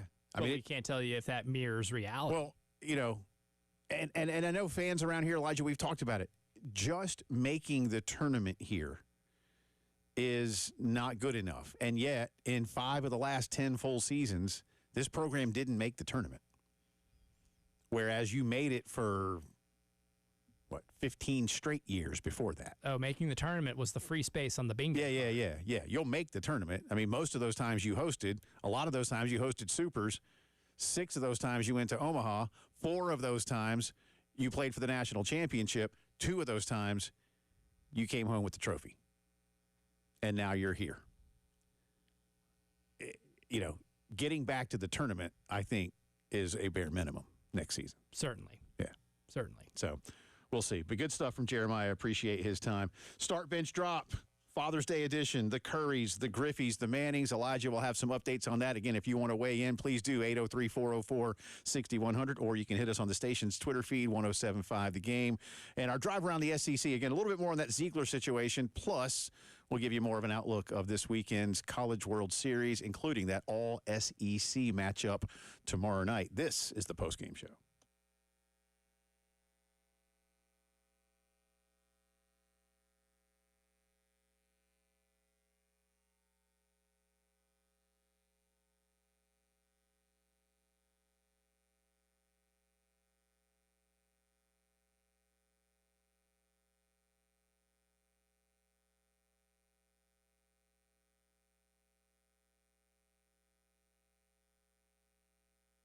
AAA Heating and Air, ready to make sure that you and your family are nice and comfortable, not just for the hot summer months this year, but for the next 15 years. If it's time for a brand new system, this is a fantastic opportunity for you that Roy and Dana Finley have. Right now, you can get guaranteed financing, a $1,500 system buyback rebate, a 15-year parts and labor guarantee that means that everything they do, they will stand behind for a decade and a half. If you've got a system that is maybe keeping you cool and comfortable, but is also a little expensive when you get that power bill, something more efficient could go a long way to making those numbers come down, in addition to making you feel really, really good. Listen, we had an issue recently at our house with the upstairs system where my kids are sleeping, and now they're nice and comfortable, and they're very thankful, which is nice. I know they thanked me, but I should thank AAA Heating and Air and Roy and Dana Finley. 803-677-1500. Tell them we sent you to AAA Heating and Air.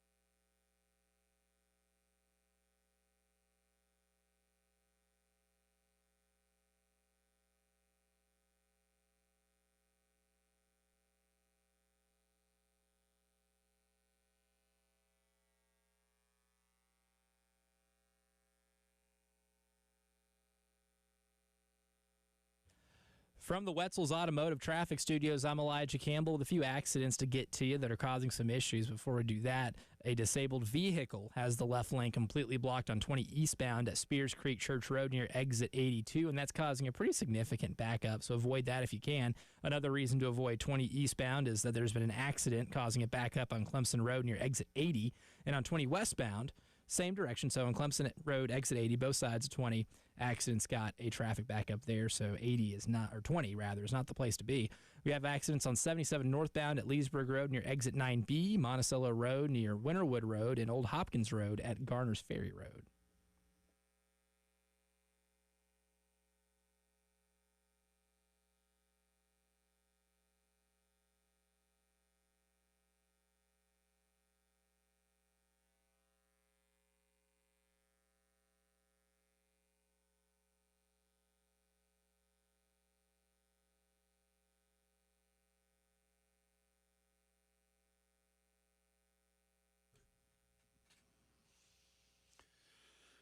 It is Drive Around the SEC time on Friday the 13th. Welcome back in. Jay and Elijah with you, 803-404-6100. We're going to get to Nathan in just a second. He's got his start bench drop he wants to talk about. Nathan, sit tight, getting to you here in just a minute. And again, final few minutes for you to send in your choices for start bench drop, Father's Day edition. The Griffies, the Currys, or excuse me, the Currys, the Griffies, the Mannings in alphabetical order.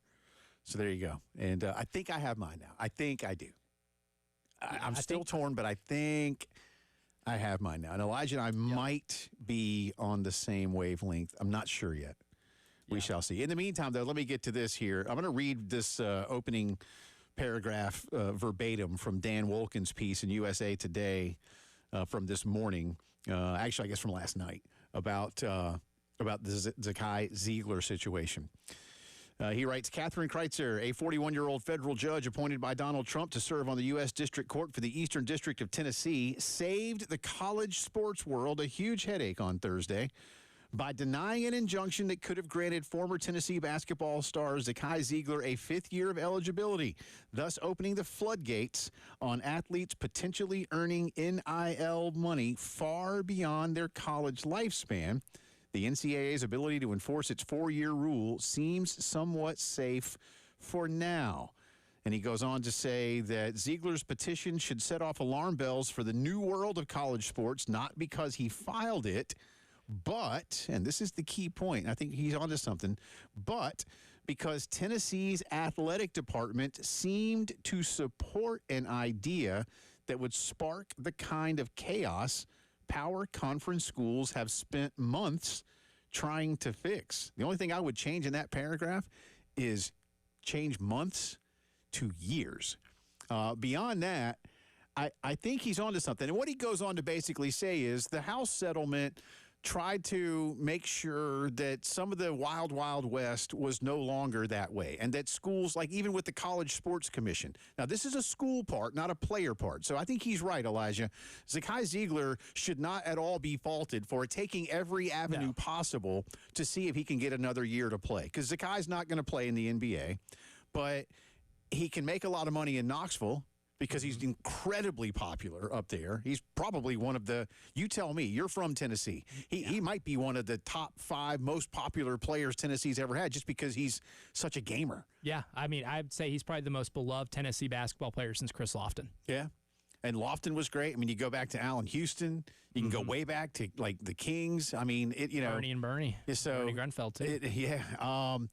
But he's terrific, and I totally get it. And again, a 2-time Southeastern Conference Defensive Player of the Year. This kid can play, but he's also played 4 full years, and he's played 4 full, very successful years. So, and his argument is one that there was a similar argument for a kid up at NC State earlier this month, basically saying, "Hey, I'm being denied the opportunity to make a lot of money." And to continue playing. And the judge in the NC State case said, there's no guarantee you play, and there's no guarantee you make a lot of money. I know you probably think you can, and you might. And, with Ziegler, it's a little bit different because the judge in the Ziegler case said, look, this is just, I'm not here to decide policy. No laws have been broken here. You haven't been harmed by the law. That was what she basically said. And if there's a policy thing, you got to take that up with somebody else. I think she's right. I think so, too. And I think Wolkin is right. Again, but the question here becomes, why would Tennessee so openly, and they did, Tennessee basically filed an affidavit saying that he would have been guaranteed a spot on the team. So Tennessee saying, hey, we know what he's asking for. And unlike the NC State case where the judge said there's no guarantee, Tennessee basically saw that case and said, whoa, hey, nah, he's going to play. Yeah. But the judge then said, well, wait a minute. You've played your 4, right? Yes, ma'am. All right. Well, I don't know what to tell you. I mean, you played your 4, and you don't have a COVID year. Mm-hmm. I think this is a fascinating example of, and it's not just a school problem, right, and the NCAA problem. I think it's a human nature thing, right? Even when you meet with other school administrators or other people as a member of a group, and you agree upon one thing for the good of the group, you're going to still try to do everything you can to serve your best interest. Mm-hmm. And Zakai Ziegler playing for the Tennessee Vols basketball team is for the university's best interest, even if it runs counter to things that you agree with other athletic directors, other administrators behind closed doors, that would be bad for the game and cause more headaches. You're still going to go out of your way to do what's going to further benefit your bottom line. And I don't want to just isolate it, be like, they're bad people for this or they are bad faith actors. It's a human nature thing, right? And that's one thing that when we have these larger picture discussions, about the health of college athletics, I think one of the reasons why we reach a lot of the stalwarts that we do and a lot of these roadblocks that we continuously talk about is because at the end of the day, everybody's going to be acting within their individual best interest. And some of those are conflicting. And that's yeah, as you say, it's in a sense, it's, I don't know if it's an unfortunate reality. It's just but it is. And again, I get it. That's why I said to you earlier, I get it. But I do, if nothing else, I would fault the university for so publicly supporting this. And one of Dan's points in his column, and I won't read all of it, you can find it at USA Today or any of their family of newspapers, that, this comes a week, not even technically, a week after the House settlement. So it's an odd look. And by the way, Dan Wolken says he attempted twice this week to get any kind of comment and explanation from Tennessee on why they did this when, the way they did it. They did not respond to him, he said. And he knows why, and he puts that in here. It's basically, hey, they're not going to comment on this because we all know why they did it. And they did it. They didn't do it for a bad reason. It's a good reason. And they made a case. Yeah, you just shouldn't have done it because you know that you're going against what your conference and your commissioner and other conferences and other commissioners have been putting into this settlement, that you're not going to challenge these rules and that we're trying to level the playing field as best we possibly can. So I guarantee you the other 15 ADs in the SEC, when they saw this, like, what the hell? Yeah, come on, Danny. Come on. Danny, come on. We talked about this. So anyway, he's been denied. His attorneys say they may go for an appeal. I'm not an attorney, so I can't tell you. I'm not a judge either. I can't tell you how somebody else or what court this might go to. This was a courtroom in Knoxville. I don't know if this, I think it dies in a courtroom in Knoxville. It probably so. Yeah, probably so. Anyway, again, not necessarily a drive around the SEC, but just to get you caught up one more time before we get to the phones. College World Series has started today, and it does have an SEC game later tomorrow. But today, Coastal beats Arizona 7-4. So they're into the winner's bracket. They will take on the winner of tonight's Oregon State-Louisville game. That'll be on Sunday. The winner's bracket game, that is. Again, Oregon State and Louisville play here in a couple hours. And then tomorrow afternoon, UCLA and Murray State. Tomorrow night, that all SEC affair between Arkansas and LSU. Again, our Father's Day start bench drop has the Currys, Dell and Steph, the Griffeys, Ken Jr., Ken Sr., the Mannings, Archie, and Peyton. Nathan wants to weigh in on that on this Friday afternoon. Nathan, how are you, sir? Doing good, guys, and a happy Father's Day. Thank you. Jay. Thank you. Appreciate that. I thought this was a really good start bench drop, and I'm going to start the Griffeys. In my opinion, Junior had the sweetest swing in baseball history, and as much as I tried to emulate it, it just didn't happen. But watching him, you and a million others, right? Right. I mean, I had the cleats and everything, but growing up, but I would start down. I would bench the Currys. I know Steph is by far better than his dad. I know they play two different positions, but Steph has changed the game. But I would bench them, and I'm sorry, Jay. I know Peyton played for your beloved Broncos, but the Mannings are going to have to get on out of here. I'm just not a Peyton fan. Respect what he did in the league, but not a Manny fan. But that's what I would do for start bench drop. And as I got a second, I want to give a big shout out to Todd Dooley, plays for Coastal Carolina. He played for the Canton P-17's Legion team over the last couple seasons. I got to watch him play a good bit of baseball. It was cool to watch Coastal get the win, and hopefully they'll bring the trophy back to South Carolina. I like their chances, cool man. Yeah, their pitching's deep, and Ty was on that Camden P-17 team that went and represented South Carolina in the American Legion World Series not too long ago. So he's, again, getting to represent the state. So hopefully they get to bring that trophy back to Conway. Yeah. Nathan, good stuff, buddy. Good to hear from you. Have a great weekend. You too, man. All right, that's good stuff. Best swing in the history of baseball. He's So right. he had, again, start the Griffeys, bench the Currys, drop the Mannings. Is that right? That is correct. Yeah. Yeah, he makes a good point.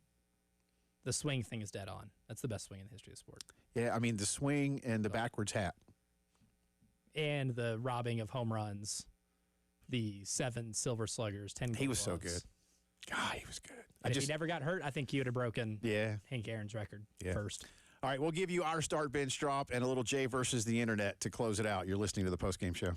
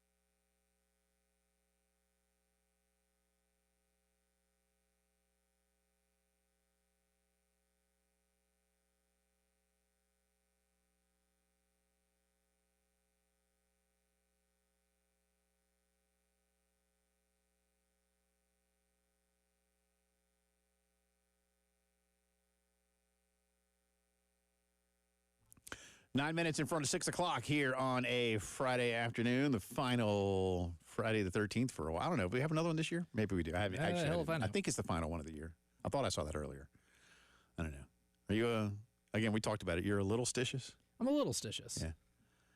You know, Friday the 13th, doesn't it stem from, what is it, like the Knights Templar and like doing all kinds of things? Something like that. It's like actually a very concocted event, like a very intentional event that happened to be on a Friday the 13th. And then it just turned into a thing. So I will not, by the way, be watching any Jason Voorhees Friday the 13th movies tonight. I won't either. Mira gets a little squeamish at those type of movies, and so that's not going to be. Well, on again, this you and I were household. talking. We won't say what it is, but we were talking about one particular of the many deaths that Jason Voorhees had happened to him. It's like, come on, man. How do you're not coming? You back can't from come that. back from that. Realistically, like you can't come back from that. But he did. All right, my start bench drop, Father's Day edition. I am starting the Griffies. Yep. Again, combined career, because Ken Sr. was listen, every son, we've talked about it a bunch, every son is definitely better than the dad. But Ken Griffey Sr. was a really good baseball player and played for like 20-something years. I mean, he was really good. Yeah. I am benching, Nathan, if you're listening, I'm benching the Currys. Dell was good. I saw Dell in college, saw Dell with the Hornets. But, yes, Steph has changed the game. Dell was awesome. And I do love Peyton Manning, and I am happy that Peyton took my Broncos to 2 Super Bowls, even if one is rather forgettable. But he did win the other one. But Archie didn't have a great career. I love Archie Manning, too. But, man, he played for a bad team. So I will drop the Mannings. And it's not because they stink or anything. I mean, these are all really hard. But yeah. So someone's got to be dropped. That's what I am. Griffey's, Curry's, Manning's, start, bench, drop. Who you got? Yeah, I've got starting the Griffies just because I think Ken probably had the best career in terms of like accolades of the dads. Yeah. You know, playing that long, winning 2 titles. Archie technically has a 1978 MVP for the NFC specifically, right, by a non-Associated Press entity. Like one of those people that gave Alabama a title in 1938. And his touchdown interception ratio is 17-16. I think he was gifted that because they felt sorry for him and they won 7 games for the team that was so bad. So I'm starting the Griffies, benching the Mannings, cutting the Currys just because Dell's best accolade was a 6th Man of the Year award. All right. But it's still pretty good. Yeah. Pretty good. But this is the dads were the tiebreakers for me. Gotcha. All right, let's do Jay versus the internet and get out of here and see if I can have a good weekend. All right, Thunder, 5.5-point favorites tonight. It was a 50-50 vote, so the tiebreaker is your boy, and I took the Thunder minus 5.5. Pacers. Jay goes to the Pacers. You I probably just think like they the win points at outright. home, man. The points at home. The home dogs always bark the loudest. And we're doing spread, right? We're not. This is straight up. So I want the points at home. Yeah, you'll take the points. Role player roulette. Tonight's role player selection: T.J. McConnell, Benedict Mathurin, who had 27 the other night. Lou Dort, Alex Caruso. Caruso has a good night for the team that ends up not winning. Okay, and the internet agrees with you with about 42% of the vote. 41%. It was Alex Caruso. Okay. And lastly, who wins tonight's game in the College World Series between Oregon State and Louisville? Oregon State. And the internet with 63% of the vote agrees with you. Yeah. Oregon State. All right, so I can pick up game? You can, All which right. you have been consistently doing. You're only 3 back. One at a time, man. You're only 3 games back. It's a long season. It's a marathon, It is. not a sprint. There it is. That's correct. Happy Father's Day to all of you out there. Enjoy the weekend with the family. Elijah Campbell, thank you, sir. Thanks to Ben Portnoy, to Cale Wilson for joining us this afternoon as well. We'll do it again on Monday. See ya.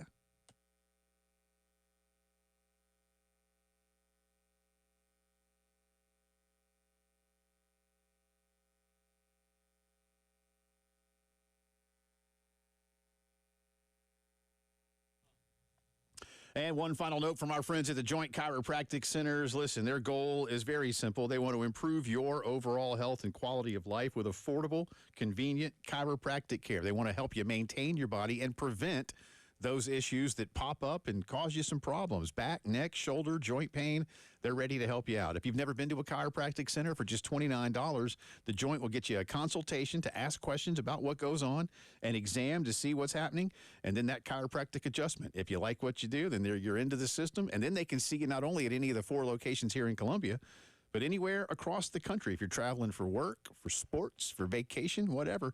Here in the Midlands, Harbison Boulevard, Forest Drive, Roberts Branch off Killian, Northeast Columbia, Sunset Boulevard in Lexington. Janet and Bob Keene just want to make sure you feel good. That's why they've been in this business for a long, long time. Monday through Friday, 10 to 7, Saturdays 10 to 4. No appointments, no insurance necessary. FSA and HSA approved. Remember this because it matters. At the Joint, you don't have to feel bad to feel better.